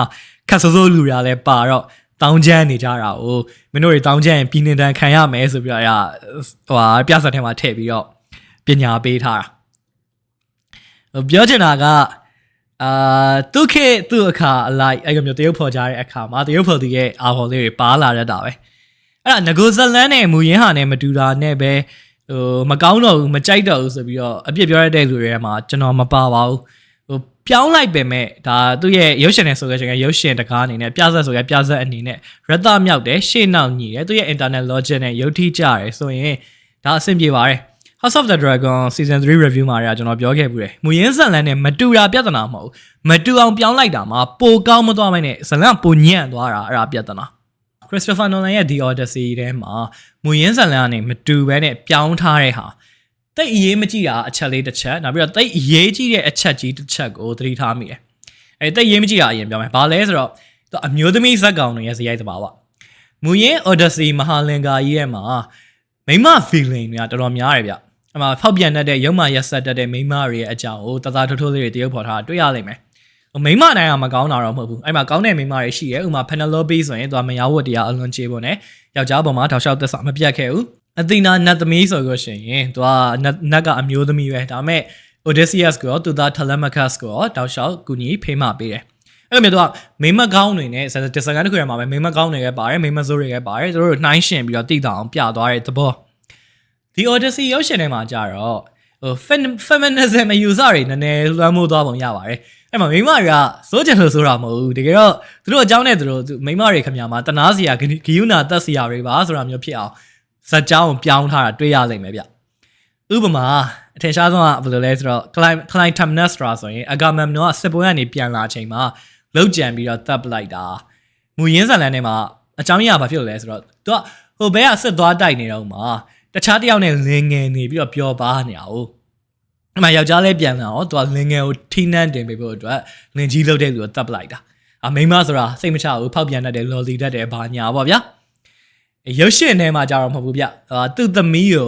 အဂါမမ်နော်ရစ်ပူစော်ပလိုက်တဲ့အတွက်ကလေးစားချီတာဆိုပြီးတော့ပြောင်းထားတယ်အဲ့မှာခွေမစာဆေးဆိုရင်လည်းယောက်ျားတွေတော့ဝက်အဖြစ်ပြောင်းလိုက်တာပြောင်းချင်လို့မဟုတ်ဘူးသူ့မှာကသူ့အတိတ်ကနာကြီးစရာတွေရှိနေတဲ့အချိန်မှာမိန်းမသားတယောက်တည်းဟို ယောက်ျားတွေအုပ်လိုက်ကြီးနဲ့ရောက်လာကြလို့ကိုကာကွယ်တဲ့သဘောဆိုတာမျိုးတော့ဟို sympathetic character တွေဖြစ်အောင်လို့ပြောင်းထားတာတွေ့ရလိမ့်မယ်Calypso Charles Theron တယောက်ဆောင်တဲ့ Calypso ဆိုလို့ရှိရင်အတူတူပဲမူရင်းဇက်လန်ထဲမှာဆိုရင်အဲ့ Calypso ဆိုတဲ့နတ်မိမယ်လင်တာယူသူ Odysseus ကိုလင်လုပ်ချင်လို့တန်းဆွဲဖြစ်နေတာအဲ့မှာနတ်တွေကနေပြီးတော့တခြား god တွေကနေပြီးတော့မှဒီဘဲကိုချုပ်မထားနေတော့အိမ်ပြန်လှုပ်လိုက်တော့ဆိုပြီးတော့အမိန်ပေးလို့သာမကျင်မနဲ့ပြန်လှုပ်ပေးလိုက်ရတာရုပ်ရှင်ထဲမှာကြာတော့မဟုတ်ဗျအမေ Odysseus ကတော့မှသူကအတိတ်ကိုအတင်းမေ့ထားပဲမဲ့ Calypso ကနားလည်မှုရှိနဲ့ကြာပန်းစားတာကိုရက်ခိုင်းပြီးတော့အိမ်ပြန်ဖို့ကိုတိုက်တွန်းလမ်းညွှန်ပေးခဲ့တာဆိုတာမျိုးတွေတရုပ်ဖော်ထားတယ်ပြောချင်တာကအဲ့ရုပ်ရှင်ထဲမှာတကယ် villain တွေကယောက်ျားတွေကြီးပဲမိန်းမတွေမပါဘူးမိန်းမတွေကလူကောင်းတွေကြီးပဲဖြစ်နေတာအဲ့ဒါမူရင်းဇာတ်လမ်းနဲ့မတူဒါ director Arbor နဲ့ပြောင်းထားတာပေါ့နော်သူကမိန်းမတွေမိန်းမတွေရဲ့ soul ကွက်ထဲမိန်းမတွေရဲ့ကောင်းကွက်ကိုပဲတရုပ်ဖော်ချင်ပုံရပါတယ်ဆိုတော့အဲ့လိုလိုက်လို့ဇလန်ရတာအဲ့ကကြီးတော့ပြတ်မသွားပါဘူးဒါပေမဲ့ကျွန်တော်အမြင် personally ပြောရမယ်ဆိုရင်တော့ယောက်ျားပဲဖြစ်ဖြစ်မိန်းမပဲဖြစ်ဖြစ်ကောင်းကျင်တဲ့လူကကောင်းပြီးတော့စိုးကျင်တဲ့လူကစိုးတတ်တဲ့သဘောကိုပြနိုင်လို့ရှင်ပိုကောင်းမယ်ထင်တာပဲမူရင်းစကြောင်နေပြီးတော့မှတော်တော်ကြီးကိုသွေဖယ်ထားတဲ့အရာနောက်တစ်ခုကဘာလဲဆိုတော့ဒီတစ်ခုကပြောမှနည်းနည်းရှည်တယ်အဲ့မှာရုပ်ရှင်တွေကဇက်ကောင်တွေအထက်အခါပြောကြတဲ့ Zeus law ဆိုတဲ့ Zeus နာမည်ရဲ့ဥပဒေသားဆိုတာပဲအဲ့ဒါမူရင်းမဟာလင်္ကာကြီးထဲမှာလုံးဝမပါဘူး Greek တွေရဲ့ယဉ်ကျေးမှုမှာလည်းမရှိဘူး Greek ယဉ်ကျေးမှုမှာရှိတာဘာလဲဆိုတော့အလွန်အဲ့သူတို့တွေအတွက်အလွန်အရေးပါပြီးတော့အဲ့ Odyssey လင်္ကာကြီးထဲမှာလည်းအလေးပေးဖော်ပြထားတဲ့ delay ရကြတော့ဘာလဲဆိုတော့ Xenia ဆိုတဲ့ဥပဒေသားအဲ့ဒါကိုမှသူက Christopher Nolan ရဲ့စိတ်ကူးနဲ့ထပ်ဖြည့်ဆွဲပြီးတော့ Zeus law ဆိုပြီးတော့လုပ်ထားတာဇက်ရည်လည်းအောင်ပြောရရင်အဲ့ Greek တွေရဲ့ Xenia ဆိုတဲ့ဥပဒေသားဘယ်လိုလဲဆိုတော့ကိုယ်အိမ်အောင်လာတဲ့ Argandu ဧည့်သည်ဆိုရင်တခါမှမမြင်ဘူးတဲ့မျက်နှာစိမ်းပဲဖြစ်ဖြစ်မျက်နှာကျက်ပဲဖြစ်ဖြစ်တဖုံးစားပုံစံနဲ့ဆွတ်ပြက်လာတဲ့လူပဲဖြစ်ဖြစ်တထေးစကြွယ်ပုံစံတသားနာနာနဲ့လာတဲ့လူပဲဖြစ်ဖြစ်အယုတ်အလက်အမြတ်မရွေခီးဥကြိုပြုတ်ရမယ်စားစရာဆိုရင်စားစရာနေစရာဆိုရင်အိပ်ရာနေရာဝတ်စရာဆိုရင်အဝတ်အစားအစဧည့်သည်လုပ်တဲ့လူလိုသမျှကိုဖြည့်ဆည်းပေးရမယ်ဒါယဉ်ကျေးမှုရှိတဲ့ Greek လူမျိုးတိုင်းလိုက်နာရမယ်ဥပဒေသားပဲအဲ့လိုမျိုး ancient ဘက်ကအဲ့ဝတ်ကြရတယ်ကိုဧည့်သည်လုပ်တဲ့လူကလည်း ancient ပေါ်မှာကိုချင်းစားရတယ်အာမနာရှာမကြိုးလုပ်လို့မရဘူးလိုတာထပ်ပို့ပြီးတော့အခွင့်အရေးယူလို့မရဘူးကိုကအလှည့်ကျပြီးတော့ ancient ဖြစ်တဲ့အလှည့်မှာလည်းကိုအိမ်လာတဲ့ဧည့်သည်တွေတခါပြန်ပြီးတော့ကျေးဇူးပြုရတယ် ancient ဝတ်တရားဧည့်သည်ဝတ်တရားဆိုတော့အဲ့ဒီသဘောတရားကို Greek တွေက Xenia လို့ခေါ်တာအဲ့ဒါကဘာဖြစ်လို့လဲဆိုတော့ Greek ဘာသာရေးအမြင်အရကြည့်ရင်ဟိုနာမည်ကြီးတွေကသူတို့ရဲ့နာမည်ကြီးတွေက Zeus တို့ Poseidon တို့အစရှိတွေကမကြနဲ့မထဲမရှားဟန်နဲ့လူရောင်ဖန်ဆင်းပြီးတော့လူပြည်ဆင်းပြီးတော့တိုင်းခန်းလှည့်လဲတတ်တာဟုတ်အဲ့ဒီမှာကိုယ့်အိမ်တကားဝရောက်လာတဲ့သူကမျက်နှာစိမ်းနှုတ်ဆက်ကုတ်ဆုပ်လူစီရရပြဆက်ဆန်လိုက်လို့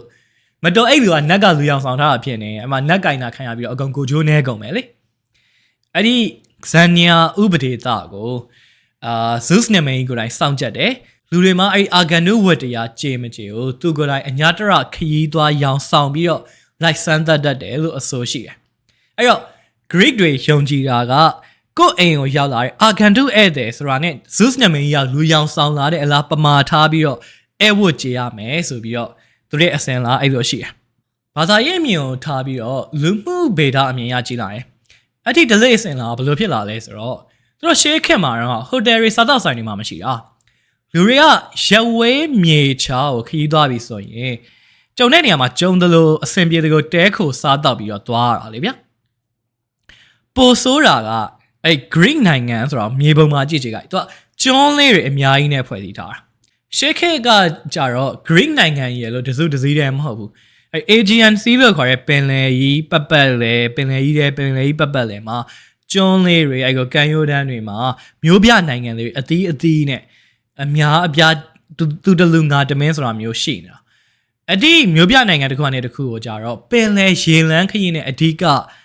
သွားလာကူးတန်းရတာ哦ပင်လယ်လမ်းဆိုတာမိုးလေဝသအခြေအနေကြည့်ပြီးတော့သွားရတာဆိုတော့ကုန်းလမ်းထက်သွားပို့ပြီးတော့ခတ်ခဲတာတော့ခရီးဖက်တာမျိုးရှိတတ်တယ်အဲ့ခရီးတစ်ထောင်မြို့ရွာတွေမှာခရီးသွားကြတဲ့အခါမှာခရီးတစ်ထောင်မြို့ရွာတွေမှာအတိကျွမ်းမိတ်ဆွေဆိုတာရှိရင်လည်းရှိမယ်မရှိရင်လည်းမရှိဘူးလေသွားမယ်လမ်းမှာကိုမိတ်ဆွေရှိမှသာခရီးသွားမယ်ဆိုရင်ကူးတန်းရောက်ဝယ်ဖောက်ကားကြီးကအဆင်ပြေမှာမဟုတ်တော့ဘူးအဲ့လိုခရီးသွားတာအဆင်မပြေကိုတမျိုးနဲ့တမျိုးတရားနဲ့တရားကွန်စီတွေအသိပညာတွေအပြန်အလှန်နှီးနှောဖလှယ်ပြီးတော့စီးစဲမနေဘူးဆိုရင်ယဉ်ကျေးမှုကြီးကလည်းရေသေးလိုမျိုးဖြစ်ပြီးတော့တိုးတက်တော့မှာမဟုတ်ဘူးအဲ့ဒါကြောင့် Argandu ဧည့်သည်ဆိုရင် တိတဲ့လူပဲဖြစ်ဖြစ်မတိတဲ့လူပဲဖြစ်ဖြစ်တကြားမင်းကိုယ်တိုင်ဆင်းလာတဲ့အလားသဘောထားပြီးတော့လိုလေသေးမရှိပြုစုရမယ်ဆိုတဲ့ delay ကြီးဖြစ်လာတာကျွန်တော်မြန်မာတွေမှာလည်းအဲ့ဒီယဉ်ကျေးမှုအငွေသက်တွေဒီနေ့ထိရှိသေးတယ်ဗျဥပမာဗျဧည့်သည်တယောက်ကထမင်းစားခြင်းအိမ်ရောက်လာပြီဆိုရင်စားသွားပါအောင်ဆိုပါညာဆိုပြီးတော့ဟန်ဆောင်ပန်းဆောင်ပဲဖြစ်ဖြစ်ထမင်းကျွေးရတာထုံးစံပဲလေဒီနေ့ခေတ်ကမှစားပါအောင်ဆိုတာမျိုးစကားအဖြစ်နဲ့အပေါ်ယံပြောတာလောက်ပဲရှိချင်ရှိမယ်ရှေးခေတ်ကဆိုရင်အဲ့ဒီယဉ်ကျေးမှုကပို့ပြီးတော့မှပြည်ပြန်တာပေါ့တခြားမြို့ရောက်ခီးသွားတယ်ဆိုရင်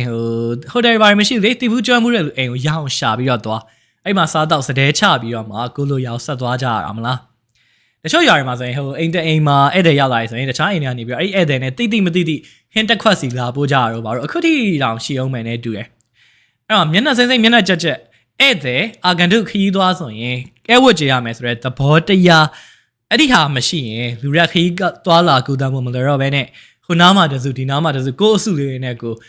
tribal society လို့ခေါ်တဲ့လူရိုင်းသက်သာဘဝကနေတတ်မှာမဟုတ်တော့ဘူးအဲ့ဒါကြောင့်လဲအဲဝတ်အာဂန္တုဝတ်တရားဆိုပြီးတော့ဖြစ်လာတာအဲ့ဒီသဘောတရားကိုစာတွေ့မဟုတ်ဘဲနဲ့ကျွန်တော်ကိုယ်တိုင်ကြုံခဲ့ရဘူးလေဗျအဲ့ကိုဗစ်တွေဘာတွေမဖြစ်ခင်တော့ကျွန်တော်နဲ့ကျွန်တော်တကယ်ချင်း2ယောက်3ယောက်သားကလောကနေပြီးတော့မှအင်းလေးကို tracking ချေချင်းရှောက်ပြီးတော့သွားခဲ့ဘူးလေအဲ့မှာတောင်ပေါ်ရွာလေးတွေကိုဖြတ်ပြီးတော့2ညအိတ်3ရက်ရှောက်ကြရတာကျွန်တော်3ယောက်လုံးကရန်ကုန်သားတွေဒေသခံမပါသလို့အဲ့ဒီလမ်းကိုလည်း3ယောက်လုံးတစ်ခါမှမရှောက်ဘူးဒါပေမဲ့ကျွန်တော်တို့ကပေသီးခောက်ပြီးတော့အဲ့မှာ guide မငှားဘူးလမ်းများမြေပုံမှာကြည့်ရှောက်ရတာပဲနိုင်ငံခြားသားအဖြူကောင်တွေပဲ guide ငှားရင်ငှားကြမှာပေါ့ငါတို့ကမလို့ပါဘူးဗမာပြည်မှာခီးသွားကြရတဲ့ဟာပဲပါဇက်ပါရွာရောက်မခတ်ပါဘူးဆိုပြီးတော့အဲ့မှာဂျပွေတယောက်လုံးစီနဲ့ဒိုးကြရောဆိုတော့အဲ့တော့ပထမနေ့မှာဂလောကနေထွက်ပြီးတော့ဒေါ်လန်တောင်လန်တွေရှောက်ပြီးတော့မနေ့စနေနေ့လောက်လဲကြာရောလမ်းဘေးမှာစားတော့ဆိုင်လေးတစ်ခုတွေ့တယ်အဲ့မှာနိုင်ငံခြားသားတွေနဲ့အဖြူကောင်တွေနဲ့သူတို့ guide တွေ2ဖွဲ့3ဖွဲ့လောက်ထမင်းစားနေကြတာတွေ့တယ်ကျွန်တော်အဲ့နေ့ကမနက်စာကိုဂလောဆေးမှာငါးထမင်းတွေဟင်းတုပ်တွေနဲ့အဝကြိတ်လာတာဆိုတော့ဘိုက်ကမစားသေးဘူးမြေပုံကြည့်လိုက်တော့နေ့လယ်12နာရီလောက်ဆိုရင်အဲ့မှာရွာလေးတွေ့ရောက်မယ်ရွာရှိရင်ထမင်းဆိုင်ရှိရမှာပဲအဲ့ကြတော့မှပဲစားမယ်ဆိုပြီးတော့ဆက်လျှောက်လာကြအောင်အဲ့ရွာကိုရောက်သွားတဲ့ရွာနားကိုရောက်သွားတဲ့အချိန်လဲကြာတော့တမနက်လုံးလမ်းလျှောက်လာတော့ဘိုက်ကတော်တော်စားနေပြီအမေရွာကပလောင်ရွာဗျလက်ဖက်ကောင်းစားခြင်းပလောင်တောင်တက်နှေးစေဆိုတဲ့စကားပုံနဲ့အတိုင်းပဲအဲ့မှာရွာအပြင်မှာလက်ဖက်ခူးပြီးတော့ထမင်းစားပြန်လာကြတဲ့ပလောင်မာကြီးတွေနဲ့တွေ့ပါလေရောအဲ့မှာမေးကြည့်တော့သူကမြန်မာစကားမှာအတန်တော်တော်ဝဲနဲ့ပြန်ဖြေတာသူတို့ရွာမှာထမင်းဆိုင်မရှိဘူးတဲ့ဟာဒုက္ခပဲအဲ့ဒါရွာဆက်ကလည်းတော်တော်ဝေးသေးတယ်နောက်တစ်ရွာမှာရောရှိလားဆိုတော့အဲ့ဒီမှာလည်းမရှိဘူးတဲ့ကျွန်တော်ကစိတ်တက်ကြနဲ့သွားရမယ့်လမ်းအဲ့ချိန်မှာဒူးနေတော့အဲ့မှာပလောင်မာကြီးတွေနဲ့လမ်းတူတူရှောက်လာကြတော့မှာကျွန်တော်တွေကဘဲတွေကသွားပေါင်းသက်ဆက်ဆက်ရေးကောင်းတယ်အဲ့မှာရော်ဖော်နဲ့စကားပြောနေကြပြီးတော့အဲ့မှာတော်ကြနေတော့ကျွန်တော်တို့လာပြောတယ်ဟဲ့အောင်ငါတို့သူတို့အိမ်မှာပဲထမင်းစားသွားပါဆိုပြီးတော့ခေါ်နေရကွာတယ်ဟာဟုတ်လားဆိုပြီးတော့ကျွန်တော်တွေဟန်အောင်မဆောင်နိုင်ဘူးသူတို့ရွာလိုက်သွားပြီးတော့အာနာဘာနာနိုင်မှာအိမ်ဝန်ကန်တက်ထိုင်ပြီးတော့ချပြသေးသမျှအဝါကျိတ်လိုက်တာတယောက်3ပကံလောက်ကုန်တယ်အဲ့မှာဂရခါသီးလို့ခေါ်ရသီးလို့ဟာကိုစက်သားနဲ့အရေးကျဲချက်ထားတဲ့ဟင်းချိုးနေတာပဲစားပြရတာထမင်းဖို့အတင်းပေးတာကိုလည်းမယူလို့အဲ့မှာကလေးတယောက်လက်ထဲကိုမမိုးပေးလို့ပါလို့နဲ့အတင်းထည့်ပေးခဲ့ရတယ်အဲ့ဒီ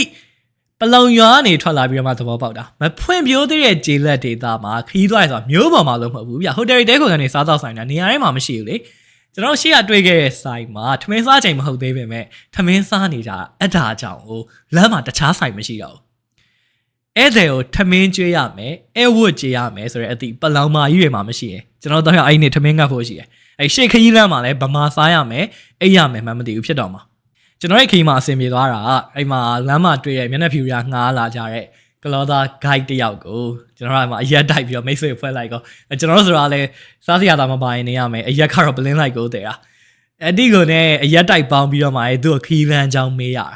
သွားလိုက်မှနိုင်ငံခြားရက်တွေတော့သဘောတွေကြပြီးတော့ညီလေးတို့ဒီနေ့နေမဝင်ခင်ကိုဒီရွာအထိကိုရအောင်သွားအဲ့ရွာရရင်ဘသူအိမ်ကိုမေးပြီးတော့သွားသူ့အိမ်မှာပတ်စံပေးပြီးတော့ထမင်းစားလို့လည်းရတယ်အိတ်ဆရာနေရာလည်းစီစဉ်ပေးတယ်နောက်နေ့ကျတော့နေ့လယ်စာကိုဘယ်ရွာမှာစားအဲ့ရွာမှာထမင်းဆိုင်ရှိတယ်ဗမာအိတ်စားသဖြင့်နေသူကပြောပြတာ哦နောက်ဆုံးညအိတ်ရတဲ့ရွာဆိုရင်ပအို့ရွာတဲ့တရားလုံးမြန်မာစကား၄လုံးခွဲအောင်မပြောတတ်ကြဘူးအဲ့မှာ home stay လိုမျိုးဖွင့်ထားတဲ့မြန်မာတယောက်ဘသူရှိရဲသူ့အိမ်ကိုရောက်အောင်မေးပြီးတော့သွားဆိုပြီးတော့ပြောလိုက်လို့သာအဲ့ကိုကျွန်တော်တို့မေးပြီးရအောင်သွားတဲ့အတွက်အိတ်ဆရာနေရာရနှမဆိုရင်အဲ့မှာစကားမေးကိုရမှာမဟုတ်ဘူးဗမာအိတ်ရမယ်မဒါတော့ဒါကျွန်တော်သွားတဲ့ခရီးကဒါနိုင်ငံခြားသားတွေရှောက်လေးရှိတဲ့ခရီးလမ်းထောက်ရွာမဟုတ်လို့ဒါမျိုးနေရာတွေအိတ်ဆရာနေရာစားစရာနေရာတွေရှိတာနော်မဟုတ်ရင်ရှေးခေတ်ခါခရီးသွားတယ်ဆိုတာဒါကြုံရနေရာမှာကြုံတဲ့အိမ်မှာတဲခုစားတော့ပြီးတော့သွားကြရမှာ ဒါကြောင့်အဲ့တဲ့ခရီးသွားလုပ်တဲ့လူလိုအပ်သမျှဖြည့်ဆည်းပေးရတဲ့ကျင့်ဝတ်ကအရေးကြီးပါလားဆိုတာအဲ့ဒါတလော့ Odyssey ကိုပြန်ဖတ်ရင်းထဲမှာစဉ်းစားမိတာအမေပြောတာပြအဲ့ခရီးတစ်လျှောက်မှာစားခဲ့ရသမျှစားခဲ့ရသမျှအစားအသောက်တွေမှာအဲ့ပလောင်ရွာမှာ free ကြိတ်ခဲ့ရတဲ့ထမင်းတနက်ကအမိန်ဆုံးအရသာအရှိဆုံးပဲဗျခုနကစကားပြန်ကောင်းရင် Xania ဆိုရဲအဲ့အာဂန်ဒုဝတ်တရားကို Sheikh Greek တွေကအလွန်အရေးထားကြတယ်အတကိုလိုက်နာခြင်းမလိုက်နာခြင်းကလူရိုင်းတွေနဲ့လူရင်ကြီးတွေကြားမှာခြားထားတဲ့စီပဲအဲ့တော့ Penelope ကိုလာပြီးတော့ပူပန်ကြတဲ့ကျင်ရလောင်းတွေစူထားတွေကိုသူတို့ဘလောက်ပဲကြည့်မရဖြစ်ဖြစ်နှင်းလှုပ်လို့မောင်းထုတ်လို့မရအဲ့ဒါကြောင့်ပဲသူတို့အိမ်မှာဧည့်သည်လာလုံနေကြတဲ့လူတွေကိုအဲ့မှာကျင်ရလောင်းတွေကလည်းသူတို့ Telemachus ကိုအပြောက်ရှင်းခြင်းပဲမဲ့သူ့အိမ်မှာသူကအိမ်ရှင်ဖြစ်နေလို့လုံလို့မရအဲ့ဒါကြောင့်သူ့အိမ်မှာနေတဲ့အချိန်အိမ်ရှင်ကိုသူတို့ကမကောင်းကြံလို့မရဘူးလေအဲ့ဒါကြောင့်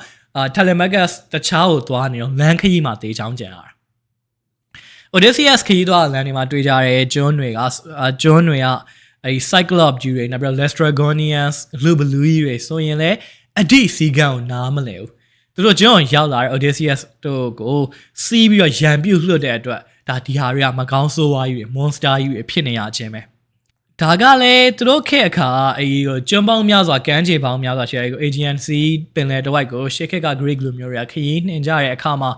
ငါတို့ရောက်သွားတဲ့ဒီကျွန်းမှာနေတဲ့လူတွေကငါတို့ရဲ့ယဉ်ကျေးမှုကိုနားလည်ရလားတော်တော်ဒီမှာအေးဝမပြူနဲ့ဓာတ်နဲ့စီးခုန်နေဒုက္ခဆိုတဲ့ပူပန်မှုတွေနဲ့တထင်ထင်ဖြစ်နေရတဲ့သဘောကိုသူတို့ဒဏ္ဍာရီထဲမှာထင်ဟပ်ထားတာပါပဲအဲ့ဒီကျင့်ဝတ်နားမလဲတဲ့လူမိတ်စာတွေမကောင်းဆိုးဝါးတွေနဲ့စန့်ကျင်ဘက်ကဘာလို့လဲဆိုတော့အဲ့ရုပ်ရှင်ထဲမှာမပေါ့ဘူးမူရင်းလင်္ကာထဲမှာ Phaeacian လို့ခေါ်တဲ့လူမျိုးတွေနဲ့ကျွန်းကို Odysseus ကရောက်သွားတဲ့အခါမှာသူ့ကောင်းစွာခရီးဦးကျိုးပြီးတော့အဲ့ခံကူညီကြတယ်အဲ့ Phaeacian တွေရဲ့နိုင်ငံဆိုရင်ဒါနတ်ဘုံလားခန္ဓာတို့တဲ့ပြီးတော့တာယာလှပတဲ့ဒါသူတို့ကယဉ်ကျေးမှုကိုသိတယ်လူတွေယဉ်ကျေးမှုကိုမသိတဲ့Laestrygonians တွေ Cyclops တွေကကြတော့လူရိုင်းလူမိတ်စာမကောင်းဆိုးပါတယ်အဲ့လိုမျိုးကွဲပြားခြားနားနေအောင်လို့မူရင်းလင်္ကာထဲမှာတရုပ်ဖော်ထားဒါမဲ့အဲ့ရုပ်ရှင်တွေက Christopher Nolan ပြောချင်တဲ့ Zeus Law ဆိုတဲ့ဟာကြတော့အဲ့ Xania ဆိုတဲ့သဘောတရားနဲ့မတူတော့ဘူးဗျအဲ့ဒါ Christopher Nolan ကိုလည်း interview ထဲမှာဝန်ခံထားတယ်သူကဘယ်လိုဟာလဲဆိုတော့ Korean အဆုံးအမတွေက Golden Rule ဆိုတဲ့ဟာကိုနာမည်ပြောင်းပြီးတော့ Zeus Law လောက်ထားတာတဲ့အဲ့ Golden Rule ဆိုတဲ့ဟာဘာလဲဆိုတော့တော်တော်များများကြားဖို့ကြပါလိမ့်မယ် Do unto others as you will have them do unto youတင်တို့ဒီကို၌သူတစ်ပါးပြုစေလို့ဒီအတိုင်းသူတစ်ပါး၌ပြုကြလောတဲ့ပြောချင်တာသူများတွေကကိုယ်ပြုမှုဆက်ဆံစေခြင်းနဲ့ပုံစံအတိုင်းကိုကလည်းသူများတွေကိုဆက်ဆံပါဆိုတဲ့အဓိပ္ပာယ်မြန်မာအယူဆမှာတော့အဲ့ဒါစေတနာရောင်ပြန်ဟတ်မယ်ကိုပြည့်ရဲ့ကံကိုစီပြန်လာမယ်စရှိသဖြင့်ပြောကြတဲ့သဘောမျိုးပါပဲအဲ့ဒီသဘောတရားကိုရုပ်ရှင်တွေက Odysseus ရဲ့လူအဖွဲ့အစည်းမှာလက်ကင်သုံးကြတဲ့ဥပဒေသားတခု Zeus Law ဆိုပြီးတော့သုံးလိုက်တဲ့အခါမှာကြတော့ Greek တွေရဲ့မူရင်းဇလန်တွေက Ancient နဲ့ Arcano အဲ့တဲ့ဝတ်တရားထက်ကိုပို့ပြီးတော့ကျဲပြန့်သွားတယ်။ Xania ကအဲ့ Golden Rule ထဲမှာတော့အကျုံးတော်ဝင်တာတော့ဝင်တယ်ဘယ်လိုလဲဆိုတော့ဟိုမှာသူများအိမ်သွားတဲ့အခါမှာကောင်းကောင်းနေခြင်းကိုယ့်အိမ်ကိုဧည့်သည်လာတဲ့အခါမှာလည်းကောင်းကောင်းဧည့်ခံဆိုတဲ့သဘောပေါ့ဗျာ။ဒါပေမဲ့သူအဲ့ဒီထပ်ပို့ပြီးတော့ဖြန့်ကျက်ပြီးတော့Christopher Nolan ရဲ့ Zeus Law ကကိုကရက်ဆက်တာမခံခြင်းသူများပေါ်လည်းမရက်ဆက်ရအောင်ကိုမကောက်ကျစ်စေခြင်းသူများပေါ်လည်းမကောက်ကြည့်အောင်စသဖြင့်အဲ့ကိုကျင့်ဝတ်ဝတ္တရားတစ်ခုအနေနဲ့အဲ့လိုမျိုးတတ်မှတ်လို့ရတယ်ဘောင်ကပို့ပြီးတော့ကျဲသွားတယ်မူရင်းဇလန်နဲ့ Xania သဘောတရားကိုမသုံးမဲနဲ့ Zeus Law ဆိုပြီးတော့ဘာလို့အဲ့လိုမျိုးအသက်ထွင်ရတာလဲဆိုတော့ Trojan မြို့သိမ်းတိုက်ပွဲကိုအဲ့ဒီကျင့်ဝတ်ဘောင်တွေကို director လုပ်တဲ့ Christopher Nolan ကဆွဲထည့်ကြတာ哦မူရင်း Xania အဂနုဝတ္တရားဆိုရင်အဲ့ Trojan မြင်းရုပ်ကိစ္စနဲ့မဆိုင်ဘူးအကျုံးမဝင်ဘူး။ဘာလို့ဆို Trojan နဲ့ Greek တွေက Ancient နဲ့ဧည့်သည်မှာမဟုတ်တာစစ်တိုက်နေကြတဲ့ရန်သူတွေရန်ဘက်တွေအဲ့တော့ Troy မြို့ရဲ့ဝင်နိုင်ဖို့အတွက်ကိုမြင်းရုပ်နဲ့ပရိယေစင်တာကို Xania ချိုးဖောက်တယ်ဆိုပြီးတော့ပြောလို့မရဘူး။အဒါကြောင့်မူရင်းလင်္ကာမှာမပါတဲ့ Zeus Law ဆိုတာကိုရုပ်ရှင်ထဲမှာထပ်ထည့်ထားတာ။အဲ့တော့ရုပ်ရှင်ကြည့်ရင်လည်းပြီးကန်ဒီမှဆက်ရည်လေ။ Christopher Nolan ပြောချင်တာကOdysseus ရဲ့စစ်နိုင်ရေးအကြံစီအဲ့ Trojan မြင်းရုပ်ကြီးဟာကောက်ကျစ်ဆင်းလဲမှုကြီးတစ်ခုပဲလက်ဆောင်ဖြစ်ထားခဲ့ပါတယ်ဆိုတဲ့မြင်းရုပ်ကြီးထဲမှာအဖြတ်သမားစစ်သည်တွေထည့်ထားတာ Zeus Law အတိအလင်းချိုးဖောက်လိုက်တာပဲတဲ့သူကနေစပြီးတော့အဲ့ကျင့်ဝတ်ကြီးကိုဖောက်ဖျက်လိုက်တဲ့အတွက်လူတွေကလူအချင်းချင်းညှတာလေးစားရမယ်ဆိုတဲ့ Zeus Law ကိုအလေးမထားကြတော့အဲ့မှာကျွန်းတကာတက်ပြီးတော့တိုက်ခိုက်တပ်ဖြတ်လူရနေကြတဲ့ Sea People ဆိုတာလေတခြားမဟုတ်ဘူးTroy မြို့ကစစ်ပြန် Odysseus တို့ရဲ့အဖွဲ့တွေပဲပြောရရင်တော့လူတွေကလူမိတ်စာတွေမကောင်းဆိုးပါတွေဖြစ်ကုန်ကြတယ်ကျင့်ဝတ်ပြတ်သွားတဲ့အတွက် အဲ့တော့လူတွေအကောင်လုံးကိုကျင့်တရားတွေဖောက်ပြန်ကုန်ကြတဲ့အခါမှာရင်ကျေးမှုကြီးတစ်ခုလုံးပြတ်သုံးရတာပဲတဲ့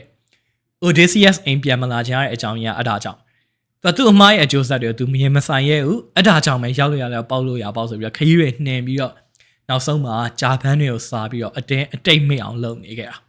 ာသမိုင်းမြင်ရကြည့်ရင်တော့အဲ့ Bronze Age collapse ကိုခေါ်တဲ့ကြေးခေတ်ရင်ကျေးမှုကြီးတစ်ခုပြတ်သုံးပြီးတော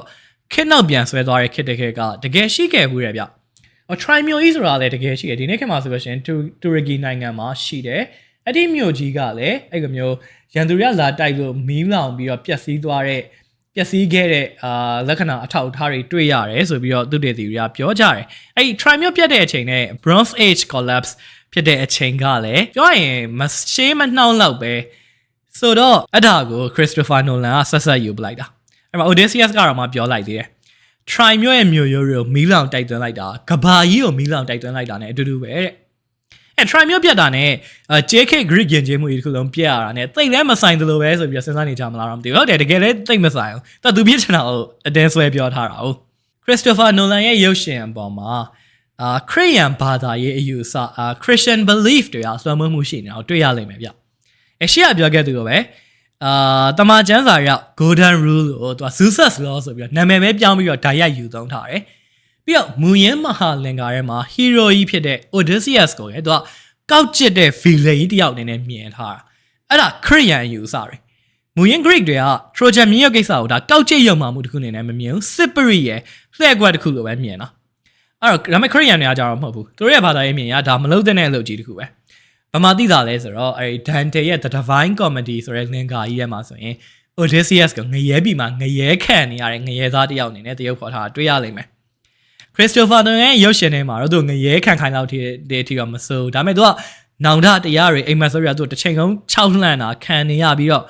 နောက်ဆုံးမှာကိုပြည်နှင်တံပေးလိုက်ရတဲ့အပြစ်သားကြီးတစ်ယောက်အနေနဲ့villain တစ်ယောက်အနေနဲ့ပြသွားတော့တွေ့ရလိမ့်မယ်မွေးရဇာလန်ထဲမှာကြတော့ Odysseus ကအဲ့မှာဆူဒါရီတက်ပြီးတဲ့နောက်မှာ Ithaca မှာသူဘယင်ပြန်လုပ်တယ်ဒါပေမဲ့ Christopher Nolan ရဲ့အမြင်မှာကြတော့သူကစစ်ရာဇဝဲကောင်တစ်ယောက်ဖြစ်တဲ့အတွက်ဘယင်လုပ်လို့မရတော့ဘူးမထိုက်တန်တော့ဘူးအဲ့ဒါကြောင့်သူကသားဖြစ်တဲ့လူကိုထိနှက်အပ်ပြီးတဲ့နောက်မှာအနောက်ဖက်ရက်ကိုရွှတ်လွှင့်ထွက်ခွာသွားလေတည်းဆိုပြီးတော့အဲ့ဒါဇလန်ဆင်လိုက်ရတာဇလန်သဘောအရာကတော့အဲ့ဒါသူဟာနဲ့သူမစိုးလှပင်မဲ့ Odysseus ရဲ့ဇက်ကောင်အတိလိုပုံစံမျိုးနဲ့တရုပ်ဖော်ထားတာကိုကျွန်တော်ကတော့မကြိုက်လာဘူးဗျမကြိုက်တာတခြားမဟုတ်ဘူးစဉ်းစားလိုက်ကြည့်လိုက်တဲ့အခါမှာကျတော့ပြီးခဲ့တဲ့ Christopher Nolan ရဲ့ရုပ်ရှင်တွေက Oppenheimer ရဲ့ဇက်ကောင်တရုပ်ဖော်ပုံကြီးနဲ့တွားပြီးတော့တူနေလို့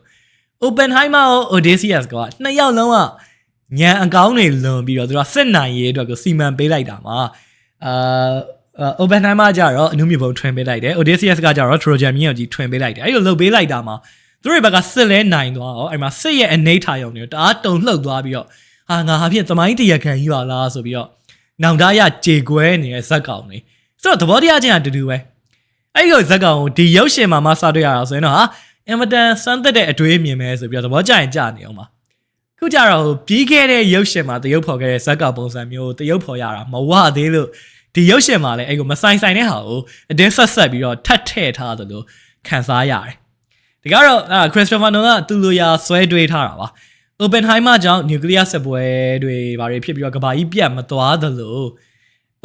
Odysseus ရဲ့ Trojan မြေရုပ်လှည့်ကွက်ကြီးကြောင့်လည်း JK ယဉ်ကျေးမှုကြီးကပြတ်သွားတာမဟုတ်ပါဘူး Writer ရဲ့အာဘော်နဲ့ဆက်ယူထားတာဆိုတော့ဘာလို့သူကအဲ့လိုဆက်ယူထားတာလဲဆိုတော